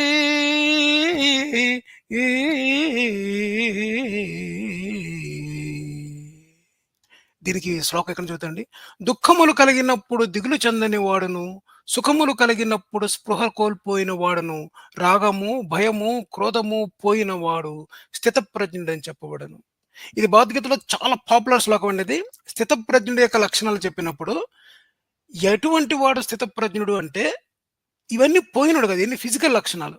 ఎందుకంటే శ్రీకృష్ణుడు అడిగిన దానికి ఆల్రెడీ సమాధానం చెప్పేసాడు. ఎవరో శ్రీకృష్ణుడు. శ్రీకృష్ణుడు ఏం చెప్పాడంటే, ఎవరైతే ఆత్మ యందే ఉండి, ఎవరైతే ఈ బుద్ధిలో ఉండి తెలుసుకొని దాని నుంచి ఉన్న స్టేటస్ ఏదైతే ఉందో అదే స్థితప్రజ్ఞత అని చెప్పేసాడు. కానీ తర్వాత ఫిజికల్‌గా మనం చెప్పగలగాలి. ఫిజికల్‌గా ఏంటంటే రాగము, భయము, క్రోధము పోయినవాడనమాట. అంటే మనకి చాలా మందికి కోపం వస్తూ ఉంటది కదా! అంటే ఆ స్థితప్రజ్ఞత అన్నది ఒకానొక ఆత్మజ్ఞానం వైపు ఏమంటారు? ఆ మార్గం వైపు వెళ్ళే వాళ్ళకి ఉండవలసిన ఒకానొక లక్షణం మాట. సో, ఆ లక్షణాన్ని గురించి చెప్తున్నప్పుడు స్థితప్రజ్ఞత అంటే ఎవరెవరికైతే ఈ అరిషడ్ వర్గాలంటారు కదా! వాటిని జయించిన వాడనమాట. అట్ ద సేమ్ టైమ్ సుఖాన్ని, దుఃఖాన్ని రెండింటిని గూడా ఒకేలాగా చూసేవాడు. అలాగే అనురాగం ఉండకూడదు. ఆసక్తి అంటే సుఖాలయందు ఆసక్తి లేనివాడు, అనురాగము అంటే ఎవరి మీదన్నా ప్రేమ గాని, లేకపోతే ఈ హ్యూమన్ బాండింగ్ అనేది ఉండకూడదు. అలాగే భయము, కోపము దేనికి భయపడకూడదు. అలాగే కోపం ఉండకూడదనమాట. అలాగా ఇటువంటి మనశ్శీలుడిని స్థితప్రజ్ఞుడని చెప్పబడును. అంటే ఇదేంటి ఇయన్నీ ఫిజికల్ లక్షణాలన్నమాట. అపియరెన్స్‌గా వచ్చే లక్షణాలు. కానీ ఇన్‌సైడ్ ఎలాగుండాలన్నది అంతకుముందు మనం చూసాం. అంటే యాక్చువల్‌గా మీ మీ ఆత్మలోనే మీరే ఉండి, ఆత్మ చేత, బుద్ధి చేత మిమ్మల్ని మీరు తెలుసుకొని ఒక సమాధి స్థితిలో ఉండడం అనేది స్థితప్రజ్ఞత అన్నమాట. ఇవన్నీ కూడా బాహ్య లక్షణాలు. అంటే గ్యాంగ్ రేప్‌ని, గంగా క్లీనప్‌ని అలాగే చూడాలి. ఎగ్జాక్ట్‌లీ నిజంగా. Good point. అంటే ఒకటండి సమాజంలో ఉన్న మిగతా పనులకి నువ్వు ఏమీ స్పందించకు, ఏమీ రాగద్వేషాలు ఆహ్, చేయించుకో అన్నది ఫిలాసాఫికల్‌గా ఏదో గొప్పగా కనిపిస్తది. ఇప్పుడు కొంతమంది చూసారంటే ఒక చిన్న మాట చెప్తాను ఇక్కడ పాజిటివ్ తీసుకుందాం కొద్దిగా. మీరు కొన్ని 'దేవదాస్' సినిమా చూసారు కదా! 'దేవదాస్' సినిమాలోని దేవదాస్ ఎందుకు అలా మారిపోతాడు? ఎందుకు మారిపోతాడంటే విపరీతమైన అనురాగం మాట. ఈ అనురాగానికి బానిసైపోయాడు. ఎప్పుడైతే ప్రేమించిన అమ్మాయి ఇంకో అతన్ని పెళ్లి చేసుకొని వెళ్ళిపోయిందో, ఎంటనే అతను మద్యానికి బానిసైపోతాడనమాట. అక్కడ గనక మీరు ఈ స్థితప్రజ్ఞత అంటే సుఖాన్ని, దుఃఖాన్ని ఒకేలా తీసుకొని దుఃఖములు పొందినప్పుడు దుఃఖములు పొందినప్పుడు కలత చెందని మనసు గలవాడనుకోండి, దేవదాసులాగా మీరు మారరు. So, I'm trying to extract some positive things from here. ఆ పాయింట్ ఆఫ్ వ్యూలో. కానీ ఓవరాల్‌గా శరత్ గారు చెప్పింది కరెక్ట్. ఓవరాల్‌గా స్థితప్రజ్ఞత అన్నదేంటంటే, సమాజంలో జరిగే సెన్సిటివ్ విషయాలకి మనం స్పందించలేనప్పుడు, అది కూడా స్థితప్రజ్ఞతగానే చెప్పబడతది. కానీ అది చాలా బ్యాడ్ బిహేవియర్ సమాజం పాయింట్ ఆఫ్ వ్యూలో. కరెక్టా నేను చెప్పింది? శరత్ గారు? అవునండి. అబ్సల్యూట్‌లీ. అండ్ ఇప్పుడు యాక్చువల్‌గా ఈ మారల్ జాంబీనెస్ ఏదైతే ఇది మారల్ జాంబీ బేసిక్‌గా స్థితప్రజ్ఞత ఉండడం అంటే. దీన్ని బట్టి హ్మ్. చూస్తే గనక. ఈ మారల్ జాంబీస్‌గా ఉండడం అనేది that is opposite of developing emotional intelligence. So, అవును. భావోద్వేగ తెలివి ఏదైతే ఉంటదో అది అది అది డెవలప్ చేసుకోవడం అనేది ఇప్పుడు చేయాలి ఈ రోజుల్లో. అది స్టాండర్డ్. అంటే ఏంటి? కోపం వస్తే కోపం పడిపోవడం, సుఖం వస్తే అదేంటది ఏదో డాన్స్‌లేసేయడం అది మీరు చేసినా చేయకపోయినా ఓవరాల్‌గా ఎమోషన్స్ ఎలా హ్యాండిల్ చేసుకోవాలన్నది ఇప్పుడు అది అండర్‌స్టాండింగ్ ఉన్నది. అంతేగాని ఇవేమి లేకుండా ఉండడం అనేది that is equivalent to being a zombie. అంతకన్నా ఏం లేదక్కడ. నెక్స్ట్ మీ వాల్యూస్‌కి మన ఇంకోటి ఇక్కడ ఏంటంటే ముఖ్యమైన విషయం మనుషులు ప్రాథమికంగా ఎమోషనల్ బీయింగ్స్. అంటే ఎమోషనల్ బీయింగ్స్ అంటే అర్జున్ రెడ్డిలా బిహేవ్ చేయాలని కాదు నేను అంటుంది. అంటే ఏంటంటే మనకి మన బ్రెయిన్ కెమిస్ట్రీ అనేది చాలా వరకు డిక్టేట్ చేస్తుంది మన యాక్షన్స్ అనేది. అంటే మనం ఏం ఆలోచిస్తాం అన్నది. రైట్? అవును. అయితే అక్కడ మనం ఆన్ టాప్ ఆఫ్ ఇట్ మనం ఏంటంటే హేతుబద్ధంగా ఆలోచించి మనం ఒక లేయర్ వేసుకుంటాం టెంపర్ చేసుకోవడానికి. మన బిహేవియర్ మనం. ఆ! ఆ! ఎందుకంటే ఓవరాల్ గా అట్లా బిహేవ్ చేస్తే మనం సర్వైవ్ అవ్వలేం. మనం సొసైటీలో ముందుకెళ్ళలేం. మనం అనుకున్న మనం చేయలేం కాబట్టి. కరెక్ట్. పర్సనల్ గా కూడా చేయలేరు కదా! ఇప్పుడు చాలా ఇన్‌స్టంట్ గ్రాటిఫికేషన్ కోసం పాకులాడిపోతుంటే చిన్నపిల్లల్లాగా ఉంటది బిహేవియర్. ఏది చేయలేం మనం కదా! సో డిలేడ్ గ్రాటిఫికేషన్ ఇవన్నీ డెవలప్ చేసుకుంటాం మనం on top of it. So correct. అంటే ఏంటంటే మనం పనికొచ్చే పనులు చేయడం, అలాగే మనం ఓవరాల్ గా ఈ ప్రపంచంలో పనికొచ్చే నిర్ణయాలు తీసుకోవడం అనేది స్థితప్రజ్ఞత ఉంటే వచ్చేది కాదు. స్థితప్రజ్ఞత ఉంటే మనం will just leave hour selves to entropy అంతే. మనం అలా కూర్చోవాలి ఇంకేం చేయక్కర్లేదు కదా! కరెక్ట్. సో ఇంటర్వ్యూ గూడా యాహ్! కొన్నాళ్ళకి హీట్ ఆగిపోద్ది. అంటే మనకి ప్రతి వ్యక్తిలో కూడా కొంత హీట్ ఉంటదండి. Heat in a sense like చేయగలిగే ఎనర్జీ మాట. మనం కరెక్ట్‌గా మన లైఫ్‌ని గాని, మన పేరెంట్స్‌ని గాని, మీ రిటైర్మెంట్‌ని గాని, మీ కిడ్స్‌ని గాని తీర్చిదిద్దుకునే వయసు ఏదైతే ఉందో, ఈ యంగ్ ఎనర్జిటిక్ ఏదైతే ఉందో, దాన్ని మీరు ఇంటర్వ్యూకి వదిలేసేసి అలా లెట్ ఇట్ గో బై ఏమంటారు? స్థితప్రజ్ఞతలో ఉన్నారనుకోండి. ఒక 40 సంవత్సరాలు వచ్చే లోపలికి మీకంటే ముందుగా మీ తర్వాత జనరేషను మంచి ఫైనాన్షియల్‌గా మంచి బెటర్ పొజిషన్‌లో ఉంటారు మీకంటే. ఆ! అబ్సల్యూట్‌లీ ఒకటి. నెక్స్ట్ బేర్ మినిమమ్ అండి అందరికి ఆకలేస్తది కదా! అవును. రమణ మహర్షికి కూడా ఆకలేసేది కదా! ఆ! అవును. వేసేది కాదా? ఆయనకి ఆయనకేంటి యాసిడ్ ప్రొడక్షన్ అయిపోయిందా? లేదుగా. లేదు. నాట్ లైక్ దట్ అందుకేనండి రైట్? వీళ్ళకి కెమెరా పెట్టాలండి. ఎవరైతే ఇప్పుడు 'బాలయోగి'కి చూసారా? సమాధిలో ఉండి ఎప్పుడో ఒకసారి తెలిస్తే ఆయనకి మంచి పెర్ఫ్యూమ్స్ అయి పోసి శరీరం అంతా నిగనిగలాడుతూ ఉంటది కదా! అలాగే ఈ సిద్ధులు ఎవరైతే ఉన్నారో, ఎవరో మన సత్యసాయిబాబా షిరిడి ఎవరో పుట్టపర్తి సాయిబాబా, మన ఎవరో సద్గురు, ఈ మ ఎవరో రమణ మహర్షి వీళ్ళందరి రూమ్‌లో 'బిగ్ బాస్' కెమెరాస్ పెట్టినట్టు కెమెరా పెట్టామనుకోండి. అప్పుడు మనకు తెలిసిపోద్ది. వాళ్ళు కూడా సేమ్ మామూలు మనిషి ఎలా బిహేవ్ చేస్తున్నారో అలాగే బిహేవ్ చేస్తారని. అవును. అబ్సల్యూట్‌లీ అండి. ఇప్పుడు మామూలు మనుషులకు చేసిన అందరు మనుషులు చేసే తార్కిక తప్పిదాలు, కాగ్నిటివ్ ఫాలసీస్ వీళ్ళు కూడా చేశారు. క్లియర్‌గా తెలుస్తుందిగా వాళ్ళు చెప్పిన వాటిల్లో. అవును. So they are not any అంటే దే ఆర్ డిఫరెంట్ అంటే ఇప్పుడు ఆఫ్ కోర్స్ వాళ్ళు చెప్పిన విషయాలు వేరేవి గాని బట్ వాళ్ళ brain chemistry it's not anything different from me general human brain chemistry. హ్మ్. ఈ ఇది రికగ్నైజ్ చేసిన రోజున మనం ఇట్లాంటివి పెద్ద సీరియస్‌గా తీసుకోం. ఇలాంటి మారల్ జాంబీ ఏవైతే కోహర్ట్ ఇట్లాంటి ఇలాంటి డిక్లరేషన్స్ ఉంటాయో అవి మనం ఊరికే ఏదో ఏదో ఇంటలెక్చువల్ ఎక్సర్సైజ్ కింద తీసుకొని వదిలేస్తాం గానీ ఇది సీరియస్‌గా తీసుకోం ఇట్లాంటి ఐడియాస్‌ని. కరెక్ట్. నేను ముందుకెళ్ళిపోతాను. 57 యస్ యస్ సర్వత్రా నభిస్నేహాస్తత్తత్ప్రస్య సారీ స్నేహస్తత్ప్రప్య శుభాశుభం నాభినంతతి నద్వేష్టి తస్యా ప్రజ్ఞా ప్రతిష్ఠితా.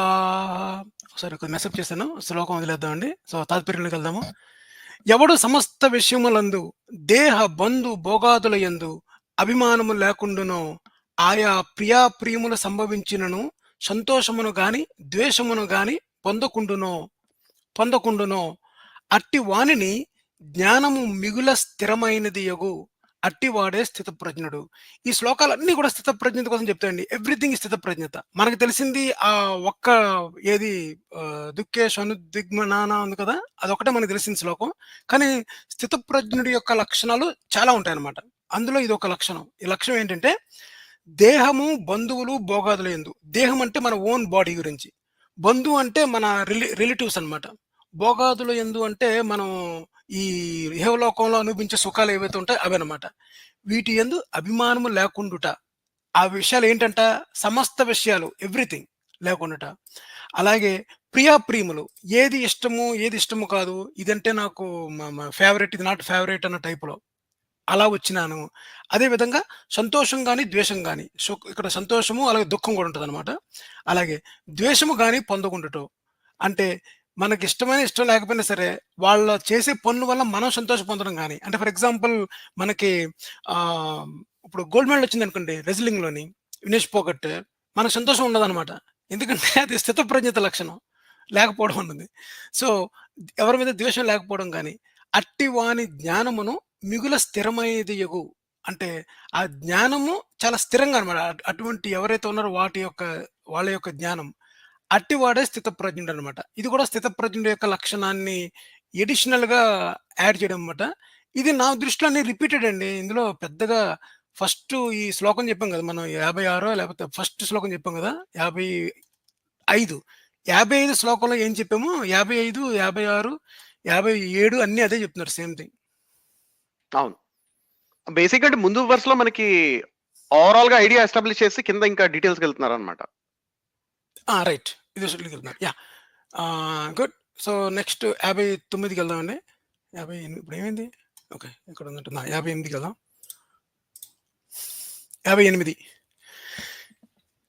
యదా సంహరతే చాయం కూర్మో జ్ఞానేవ సర్వశః ఇంద్రియానింద్రియార్థేభ్యస్తస్య ప్రజ్ఞా ప్రతిష్ఠిత. తాబేలు తన అవయవములను లోనకి ముడుచుకున్నట్లు యోగి ఎప్పుడు తన ఇంద్రియములను ఇంద్రియార్థమగు విషయముల నుండి సర్వత్రా వెనుకకు మరల్చుచున్నాడో అప్పుడు అతడి జ్ఞానము మిగుల స్థిరమైనది అగును, అతడు స్థితప్రజ్ఞుడగును. సో ఇమాజిన్ అండి, ఇవన్నీ కూడా వార్ మధ్యలో చెప్తున్నాడు శ్రీకృష్ణుడు. నేనేది ఏంటంటే మెయిన్ విషయాలు, నువ్వు యుద్ధం చెయ్యి తప్ప దాన్ని విజయం మీద ఆశించకు. చనిపోతే స్వర్గానికి వెళ్తావు, లేదంటే మటుకి నువ్వు రాజ్యాన్ని భోగిస్తావు. అందువల్ల క్షత్రియుడిగా ఈ యుద్ధం చేయడం నీ ధర్మం. నువ్వు కనుక పారిపోతే నువ్వు పిరికోడు అంటారు, అది నీ వంశానికి చాలా అప్రతిష్ట. నువ్వు యుద్ధం చేయాలి. బేసిక్గా నీ ధర్మాన్ని నువ్వు తప్పించుకొని పారిపోతావు, కానీ అది సరైనది కాదు. యుద్ధం మటుకి గ్యారంటీగా నువ్వు చేయాలి. ఒకవేళ నువ్వు చంపకపోయినా సరే ఇందులో బ్రతికే వాళ్ళు ఎవరు లేరు, అందరూ చనిపోతారు, చెయ్యి అన్న ఫస్ట్ ఫ్యూ శ్లోకాస్లోనే ఎస్టాబ్లిష్ అయిపోద్ది భగవద్గీత. ఇదంతా సోది అనమాట. ఈ సోది మేళం ఎలా ఉంటుందంటే ఊరికనే నీకు దగ్గర ఒక టన్స్ ఆఫ్ అవర్స్, అంటే కొన్ని పొద్దుల వేల గంటలు ఉన్నాయనుకోండి. అబ్బాయి రారా ఏం చేస్తున్నావు, ఏమిటి రామయ్య దీర్ఘంగా ఆలోచిస్తున్నావు అని ఒక యాడ్ ఉంటుంది చూసారా శరత్ గారు, అలా రచ్చబండ మీద మాట్లాడుకుంటారు కదా, అలాంటి మాటలన్నీ మాట్లాడుకుంటున్నారు వీళ్ళిద్దరు. Totally forgot that they're in the middle of battle ground. ఎన్ని అవసరమా అండి? తాబేలు ఎలా ఉంటది, ఎలా ముడుచుకుంటది, ఎన్ని అవసరమా యుద్ధం మధ్యలో అన్నది నా ప్రశ్న. సో ఈ తర్వాత జరిగిన ఇన్సర్షన్ ఇది ఆబ్వియస్లీ. మీరు అన్నట్టు ఇప్పుడు యుద్ధం జరిగిపోతే ఇప్పుడు ఏముంది, ఇప్పుడు అది చేశారు కదా మనవాళ్ళు, ఏంటి బాలకోట్ అటాక్స్ చేశారు కదా, బాలకోట్లోనే వెళ్ళి అటాక్స్ చేసింది ఇండియన్ ఎయిర్ ఫోర్స్. పొద్దున్న చేశారు కదా అది. సో పొద్దున్న 2 3 స్ట్రాటజీ మీటింగ్ పెట్టుకున్నప్పుడు ఇదంతా మొదలెట్టారు అనుకోండి, సోదంతా తాబేలు తన వాల్యూమ్ లోకల్ ముడుచుకున్నట్టు మన పైలట్లు అందరూ నిగ్రహము ప్రదర్శించని చెప్పి మొదలెట్టారు అనుకోండి. ఇది వార్ రూమ్ లోనా? వార్ రూమ్ లో ఎంత కామెడీ ఉంటుంది. ఎగ్జాక్ట్ గా నా పాయింట్ కూడా అదేనండి. అంటే ఇప్పుడు నన్ను అనుకోవడం అంటే నిజంగా సహనం ఎవరికి తెలుసా? మహాభారతం మొత్తంలోని సహనం ఎవరికి అంటే దుర్యోధనుడికి అండి.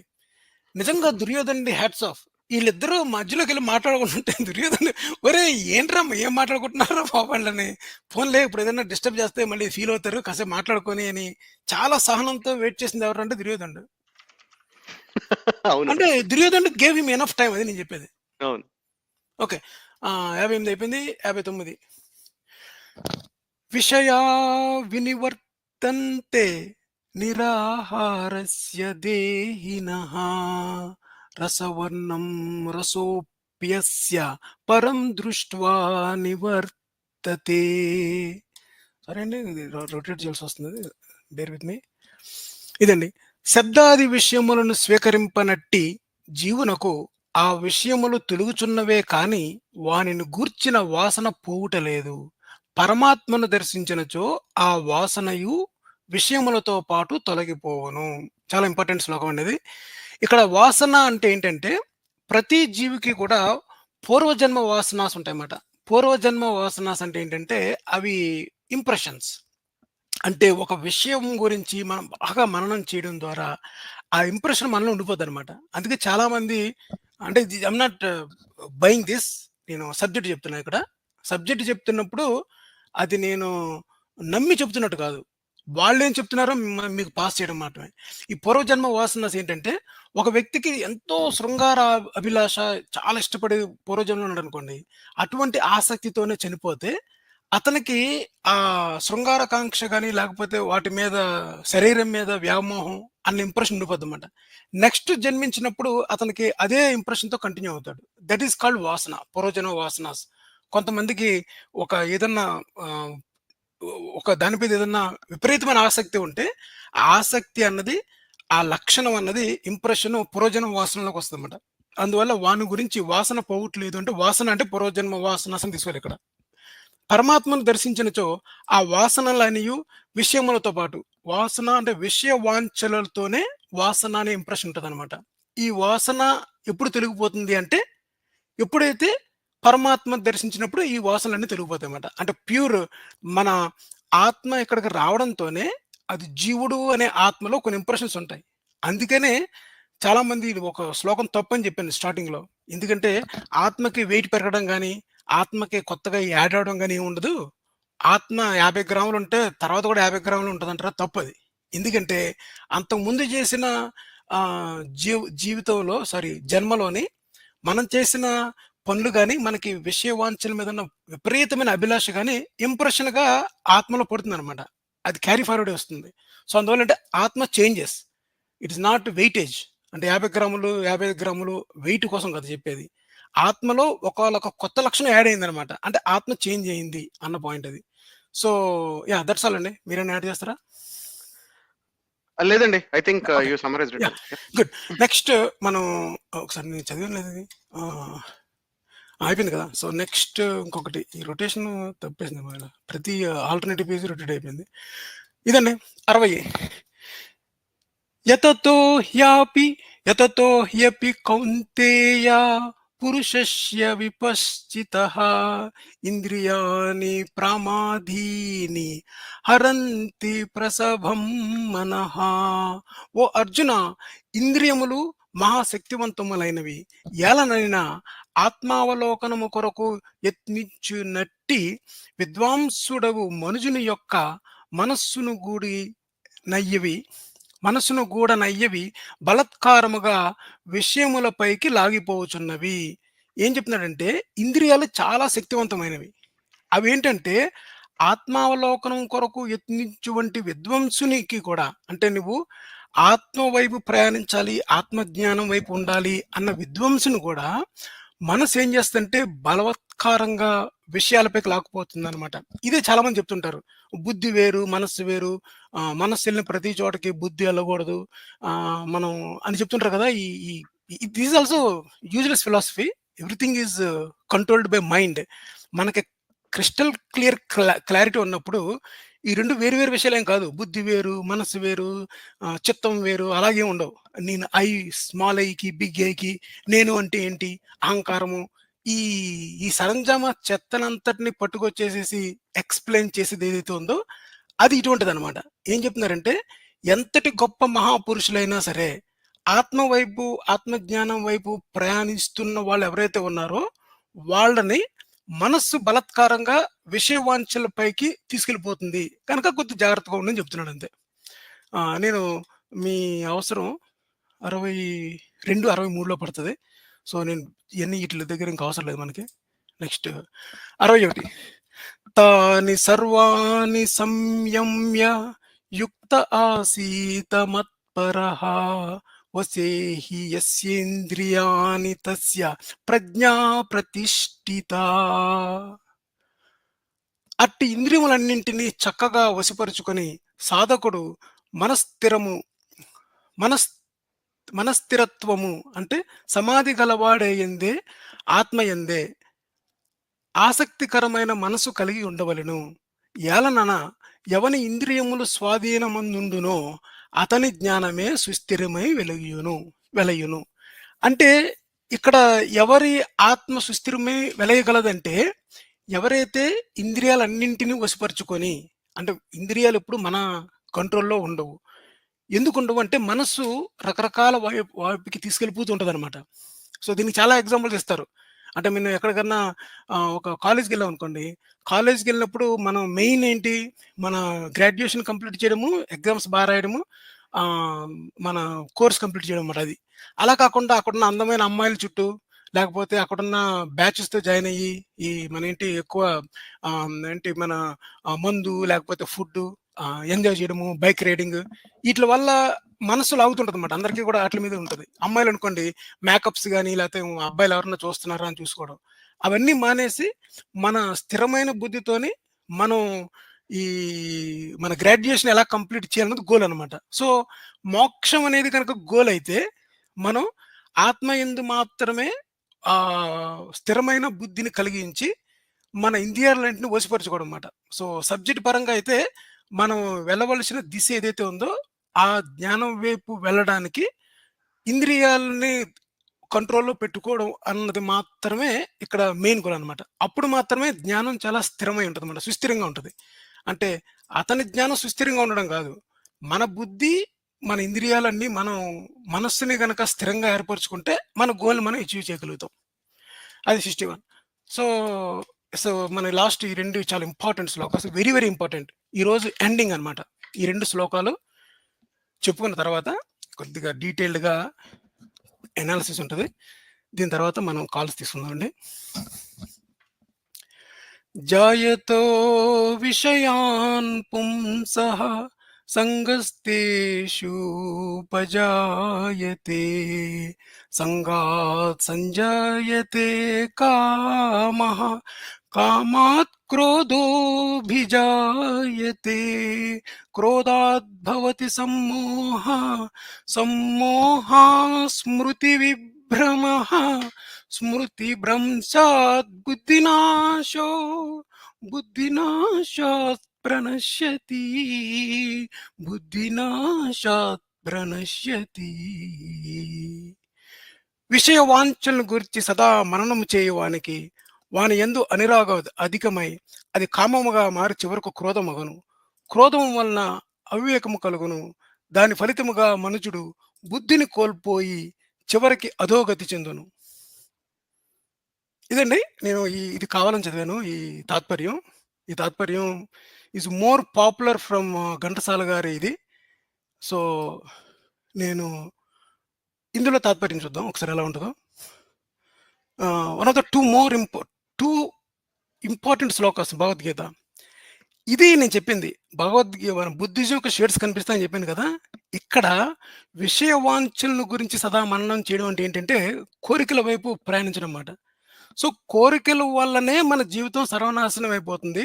దుఃఖానికి మూల కారణం కోరికలు అని బుద్ధుడు ఎక్కడైతే చెప్పాడో, ఈ 2 శ్లోకాలు కూడా బుద్ధిజాన్ని ఉన్న మెయిన్ కాన్సెప్ట్‌ని కాపీ కొట్టిన శ్లోకాలనమాట. అంటే కాపీ అంటే జస్ట్ ఆ ఐడియా అంతకుముందు ఎవరికీ లేదని కాదు. యాజ్ ఇట్ ఈస్‌గా ఈ మాటలు భగవద్గీత ముందు చెప్పలేదు. భగవద్గీత కంటే ముందు ఎవరో చెప్పారనమాట. ఫర్ ఎగ్జాంపుల్ కాలిక్యులస్ అన్నదాన్ని మనకి ఆహ్, న్యూటన్‌తో పాటు ప్యారలల్‌గా లెబ్నిజ్ అని ఎవరండి ఆయన? లైబ్నిజ్. లైబ్నిజ్. లైబ్నిజ్ ఎవరైతే అలా ఇద్దరు ప్యారలల్‌గా డెవలప్ చేయొచ్చు. కానీ ముందు చేసింది బుద్ధిజమే. సో, అందువల్ల ఏంటంటే ఇది ప్యూర్‌గా ఒక న్యూ కాన్సెప్ట్ కింద దీని క్రెడిట్ భగవద్గీతకి ఇవ్వడానికి వీల్లేదు. సో, ఇక్కడేం చెప్పారంటే ఆ వ్యాఖ్యని ఆహ్, విషయ చింతన ఎంతటి అనర్థమునకు దారి తీయునో ఈ 2 శ్లోకములందు విశదీకరించబడినది. ఇంకొక నేను గమనించింది ఏంటంటేనండి, విద్యాప్రకాశానందగిరి గారు దీనికి తాత్పర్యం చెప్పలా. చూసారా, టీకా ఉంది, తర్వాత వాక్యం ఉంది, వ్యాఖ్య ఉంది. తాత్పర్యం లేదు. సో, తాత్పర్యం నేను చెప్పిందది. సో, ఈ రెండిట్లకి జస్ట్ కొద్దిగా లిటిల్ బిట్ డీటెయిల్డ్‌గా మీరు యాడ్ చేసేసేయండి. సో, నేనేం చేస్తానంటే ఒక్కసారి నేను ఇది పెడతాను. ఇది నాకు కంఠతా వచ్చు. అందుకనే చెప్పేసాను చూడకుండా. ఈ విషయ వాంఛనల గురించి సదా మననం చేయువానికి, విషయ వాంఛనల గురించి సదా మననము చేయువానికి వాని యందు అనురాగం అధికమై. ఏ విషయాన్నన్నా సరే మనం ఎక్కువ సదా మననం చేస్తూ ఉన్నాం అనుకోండి, ఆటిల మీద అనురాగం ఎక్కువైపోతుందనమాట. అది మనం చూసే ఉంటాం. ఏదన్నా ఒక విషయాన్ని బాగా టూ మచ్ చూసి చాలా మంది బానిస అవుతారు చూసారా? ఏంది ఎడిక్ట్ అవుతారు కదా! ఆ ఎడిక్ట్. ఇక్కడ ఎడిక్షన్ అయిపోతారు. అనురాగం అధికమైందంటే ఎనీథింగ్ దట్ ఈస్ చాలా మంది చూస్తుంటారు కదా! బానిసలు అయిపోతుంటారు కొన్నాట్లికి. అది కామముగా మారి చివరకు క్రోధం అగును. దేని మీదైతే మనం విపరీతమైన కామాన్ని పెంచుకుంటామో, అంటే కోరికను పెంచుకుంటామో, అది చివరికి క్రోధంగా ఉంటదన్నమాట. క్రోధం వల్ల ఏమవుతుందంటే అవివేకం కలుగుతది. అంటే మనం ఉచ్చ నీచాలు మర్చిపోతాం మాట. అంటే ఏదైనా మనకు కావాలనుకున్న దాని మీద ఉన్నప్పుడు మనకు ఒక పొసెసివ్‌నెస్ తయారవుతుంది. దట్ మే బి వుమెన్ అయ్యుండొచ్చు, గర్ల్ అయ్యుండొచ్చు, ఒక కార్ అయ్యుండొచ్చు, ఒక వస్తువు గాని, ఇల్లు గాని ఏదైనా అయ్యుండొచ్చన్నమాట. అది వదులుకోవడానికి మనం ఇష్టపడం. అప్పుడు దానివల్ల ఏమవుతుందంటే అది పోతుంది అన్న ఒక ఆలోచన గాని, మనకి ఒక లూజింగ్ సెన్సేషన్ గాని, అది మనకు పోతుందేమో అని ఒక ఫియర్ వచ్చినప్పుడు అవివేకంతో ఉంటామన్నమాట.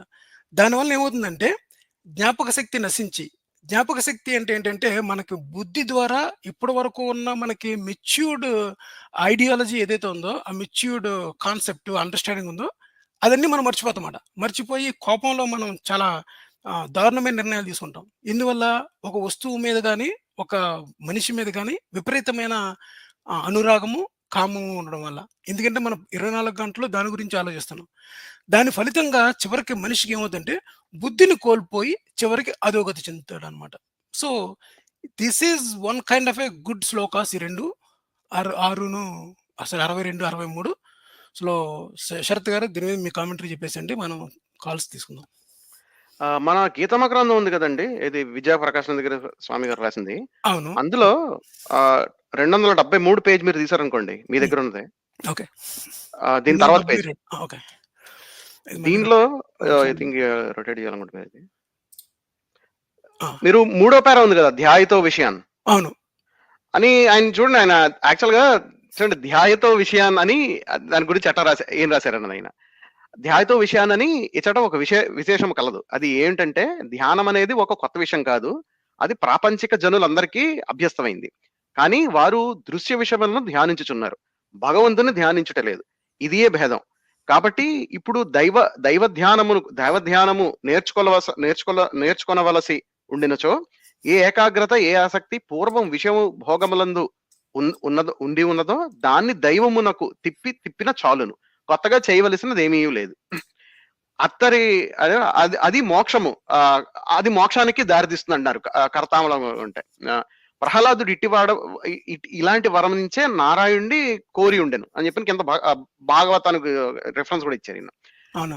ఈ కంక్లూషన్ ఏంటంటే, కాబట్టి ఈ ధ్యాయతో విషయాన్ అనేదైతే ఉందో, విషయ ధ్యానమును వదిలి దైవ ధ్యానమును స్వీకరింపవలను.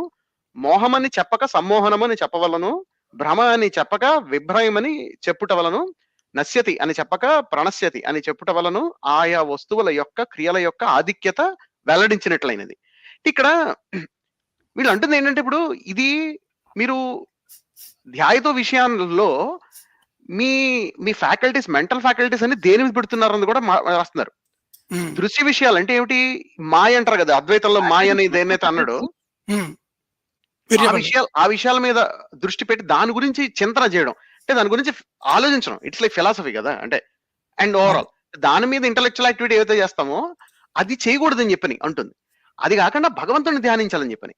అందుకే ఇస్కాన్ వాళ్ళు అంటారు, మీరు ఇజ్రాయెల్ పాలెస్టైన్ ఇష్యూకి ఏం చేయదు, హరే కృష్ణ ఒకటే చేయండి అని చెప్పి. కాదండి, అది చాలా మంచి క్వశ్చన్ చెప్పారంటే. శరత్ గారు ఏం చెప్తున్నారంటే, ఇక్కడ ఈ ఏదైనా ఒక దాని గురించి ధ్యానించడం అంటే విషయవాంఛల్ని ధ్యానించడం కూడా ధ్యానమే అవుతుంది అనమాట, ఒకే దాని గురించి.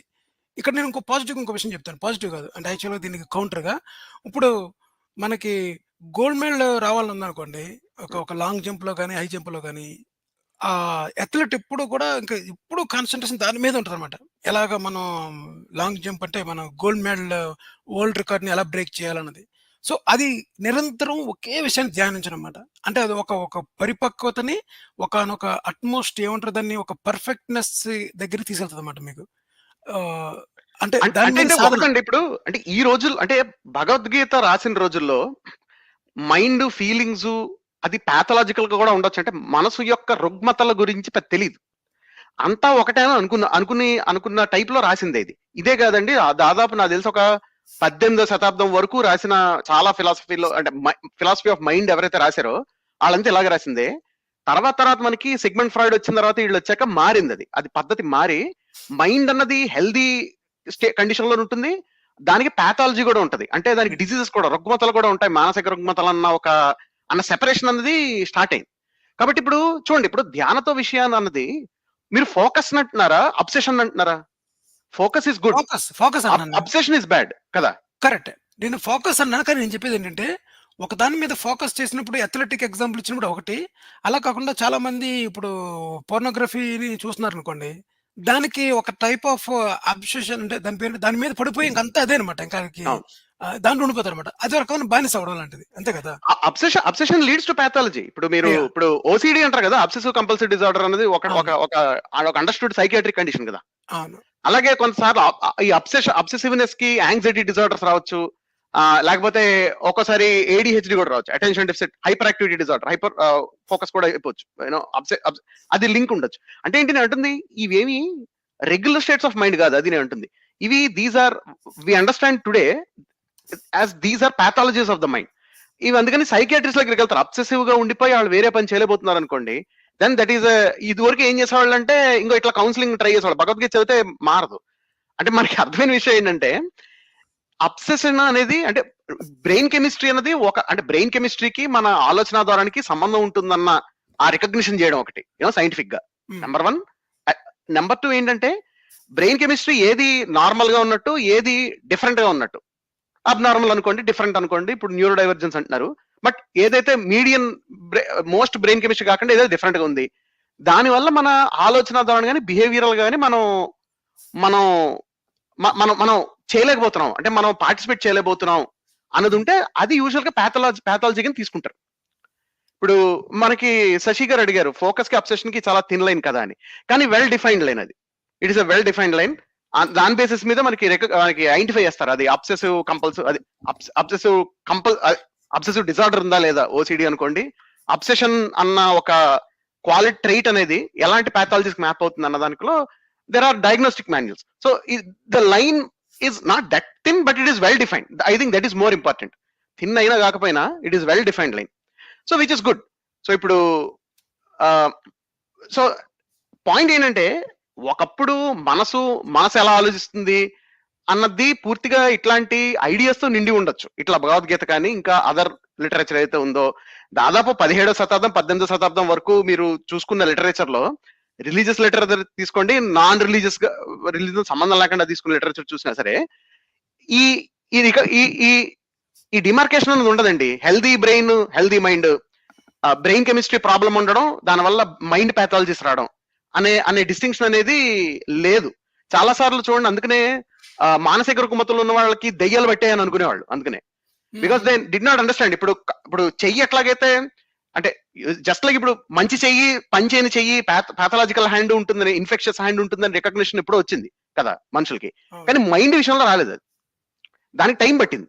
ఆ ముందు వచ్చిన ఐడియాస్ ఇవన్నీ ఈ భగవద్గీత లాంటివి. అందుకని ఈ రోజున మనం వీనో ఫోకస్ అనేది గుడ్ అని చెప్పని, అబ్సెషన్ అన్నది ఇట్స్ నాట్ గుడ్ అన్న డిమార్కేషన్ అనేది మనకు ఉంది. అంటే we have matured our selves to this level. Society అయితే మెచ్యూర్ అయింది. కాబట్టి ధ్యాయతో విషయాలని అన్నిటినీ ఒకే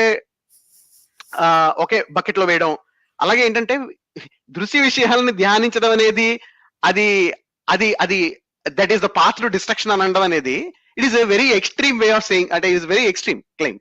that is not true at all. అదైతే థ్యాంక్ యూ అండి. ఇక్కడ ఒక స్టార్ చెడు సరేనా, స్టార్ చెడు ఏంటంటే మీరు ధ్యానం చెయ్యండి, బానిసలు కండి, కానీ ఆ బానిసత్వం నారాయణ మీద ఉండాలని చెప్తున్నాడు అనమాట. ఎందుకంటే ప్రహ్లాదుడు ఇటువరని నారాయణ కోరి ఇక్కడ స్టార్ ఇచ్చారు కదా, స్టార్ దగ్గరికి చూద్దాం. స్టార్ లో ఏముంది, అవివేకులకు విషయములను ఎంతటి తీవ్ర ఆసక్తి కలదో చూడండి. అవివేకులను తిడుతున్నాడు కదా, ఎవరిని తిడుతున్నాడు, విషయాలంది ఎంత ఆసక్తి అవివేకులు, అట్టి ఆసక్తి నిన్ను స్మరించు నా యొక్క హృదయము నుండి తొలగకుండా ఉండేటట్లు చెయ్యి. అంటే అవివేకులు ఎంత స్ట్రాంగెస్ట్ గా అటాచ్ అయి ఉంటారో విషయాలంతటి, అంతటి తీవ్రమైన ఆసక్తిని నాకు ఇయ్యి, కానీ అది ఎక్కడ నిన్ను ధ్యానించడం అన్న దాని మీద ఇయ్యి నాకు, అది నా నుంచి తొలగకుండా చెయ్యి అన్నాడు. అంటే ఏంటంటే ఈ బానిస విషయవాంఛలకి ఒక అవివేకుడు ఎలాగైతే బానిస అవుతాడో, అలాగే నా మనసు నారాయణుకి బానిసలే చెయ్యి, అది ఎట్టి పరిస్థితుల్లో తీయదు అన్నాడు. అంటే ఏంటి, నువ్వు రాహుల్ గాంధీని మటుకి ఏంటి విపరీతమైన ప్రేమను పెంచుకోకు, అదే ప్రేమను మోడీ గారి మీద పెంచుకో, దట్ ఈజ్ ఓకే, కానీ రాహుల్ గాంధీ మీద పెంచుకోకు అంటే ఎలాగుంటుందో అదే విధంగా విషయవాంఛలను చేసి వాళ్ళని అవివేకులను తిడుతూ అటువంటి ఆసక్తి నీ మీద. అప్పుడు ఇది కూడా సేమ్ అటువంటి ఆసక్తే కదా. ఒక ఫ్యాన్ అవ్వాలంటే పవన్ కళ్యాణ్ కి ఫ్యాన్ అవ్వాలన్నట్టు. కరెక్ట్, పవన్ కళ్యాణ్ అదొకటిను. ప్లస్ ఇదంతా ఇప్పుడు నారాయణుడు కాకుండా శివుని మీద పెట్టుకుంటే నష్టం ఏంటి? ఇప్పుడు శివుడు కూడా చెప్పచ్చు కదా. ఇప్పుడు నారాయణుడు అవివేకులు, దీన్ని మారుస్తాను నేను. అవివేకులు నారాయణుని యందే ఎంతటో తీవ్రమైన ఆస్తి గలవారు ఉంటారు వైష్ణవులందరూ కూడా. అట్టి ఆసక్తిని నాకు శివుని మీద నిలిపేలాగా, ఆ హృదయం ఎప్పుడూ కూడా భగ్నం అవ్వకుండా నాకు వరాన్ని ఇయ్యి అని అడిగాను అనుకోండి, ఇది శివునికి కూడా వర్తించవచ్చు కదా. అప్పుడు ఈ భగవద్గీత ఒప్పుకుంటుందా? నారాయణుని నుంచి మనస్సుని మనం పక్కకి తప్పించి శివుని మీద కాన్సంట్రేషన్ చేయడాన్ని ఒప్పుకుంటదా? ఒప్పుకోదు. ఒప్పుకోదు. మీరు ఇస్కాన్ వాళ్ళు హరే కృష్ణ అన్నప్పుడు మీరు ఓం నమ శివాయ అన్నారు అనుకోండి, పారిపోతారు వాళ్ళు మీ దగ్గర నుంచి. అవును. ఎగ్జాక్ట్‌లీ. పారిపోతారు. లేదంటే మీరు అక్కడి నుంచి మీరు మెంబర్‌షిప్ మీరు ఏంటి మెంబర్‌షిప్ పోతది మీకు. ఒకవేళ యాహ్! Temple right. ఇదండి. సో, ఇది చాలా ఇంపార్టెంట్ శ్లోకాస్ ఈ 2 గూడా. ఎప్పుడో చదువుకోండి. చాలా ఇనే ఉంటారు. కానీ దీన్ని ఈ లెవెల్‌కి తీసుకురావడమే క్రిటికల్ అనాలిసిస్ అంటే. మామూలుగా ఏం చెప్తారంటే ఈ పై విషయం చెప్తారు. ఏంటి కామం ప్రవేశించినప్పుడు క్రోధం ఉంటది. దానివల్ల ఏంటంటే స్త్రీ పురుషులిద్దరూ పరమ మిత్రులు. ఒకరినొకరు ఉండజాలనంత సాన్నిహిత్యం ఏర్పడతది. ఆ తర్వాతంటే క్రోధం జనిస్తది. క్రోధం వల్ల మనకేంటంటే ఓడలు మర్చిపోతాడు. కళ్ళు ఎర్రబడతాయి. ఇదంతా ఫిజికల్‌గా చెప్తున్నారన్నమాట. నో అది కాదు ఇది ఇందులో ఉంది. అది స్లిప్పరీ స్లోప్ ఫాలసీ ఆ పారా అంతా యాక్చువల్‌గా. Right. Slippery slope fallacy plus ఇంకోటండి ఇది కాదు ఉన్నది. మీరు ఈ శ్లోకాన్ని గొప్పగా చెప్పాలంటే ఇలా చెప్పాలి. ఇంతకుముందు నేనే చెప్పాను ఇటువంటి అనాలిసిస్. ఇది కాదు ఉన్నది. ఇది శరత్ గారు చెప్పింది. చాలా ఇంపార్టెంట్ శ్లోకం. అండ్ లాస్ట్‌లో మనం ఇప్పుడు టచ్ చేసింది ఇది అన్నమాట. సో, ఇదంతా ఏంటంటే భక్తి యోగం వైపు తీసుకెళ్తది మిమ్మల్ని. భగవద్గీత ఈజ్ నథింగ్ బట్ భక్తి యోగం. మెయిన్ కాన్సంట్రేషన్ అదే. పైన ఉత్తిత్తుగా నిష్కామ కర్మ ఉన్న, చివర్లో మీకు మోక్షం అనే ఒక తాయిలం ఉన్న మామూలుగా తీసేది భక్తి యోగం మాట. సో, ఇది యాక్చువల్‌గా ఇస్కాన్ కల్ట్ వైపు తీసుకువెళ్ళే ఒకానొక ఫిలాసాఫికల్ డాక్ట్రిన్ అంతే. సో, దట్స్ అండి. మనం అయిపోయింది అనాలిసిస్. సో, నేను కాల్స్ జాయిన్ అవుతే జాయిన్ అవ్వండి. నేనిక్కడ మీకు లింక్ ఇచ్చాను. సో, థాంక్ యూ శరత్ గారు. మనం చాలా శ్లోకాలు కవర్ చేసాం. నెక్స్ట్ వీక్ మనకి సెకండ్ చాప్టర్ పూర్తిగా కంప్లీట్ అయిపోతుంది. సెకండ్ చాప్టర్‌లో 72 శ్లోకాస్ ఉన్నాయి. మనం 63 వరకు చేసాం గనుక 64-72 నెక్స్ట్ సెషన్‌లో చేస్తాము. దాంతో చాప్టర్ 2 కంప్లీట్ అవుతుంది. సో, ఇప్పుడు కాల్స్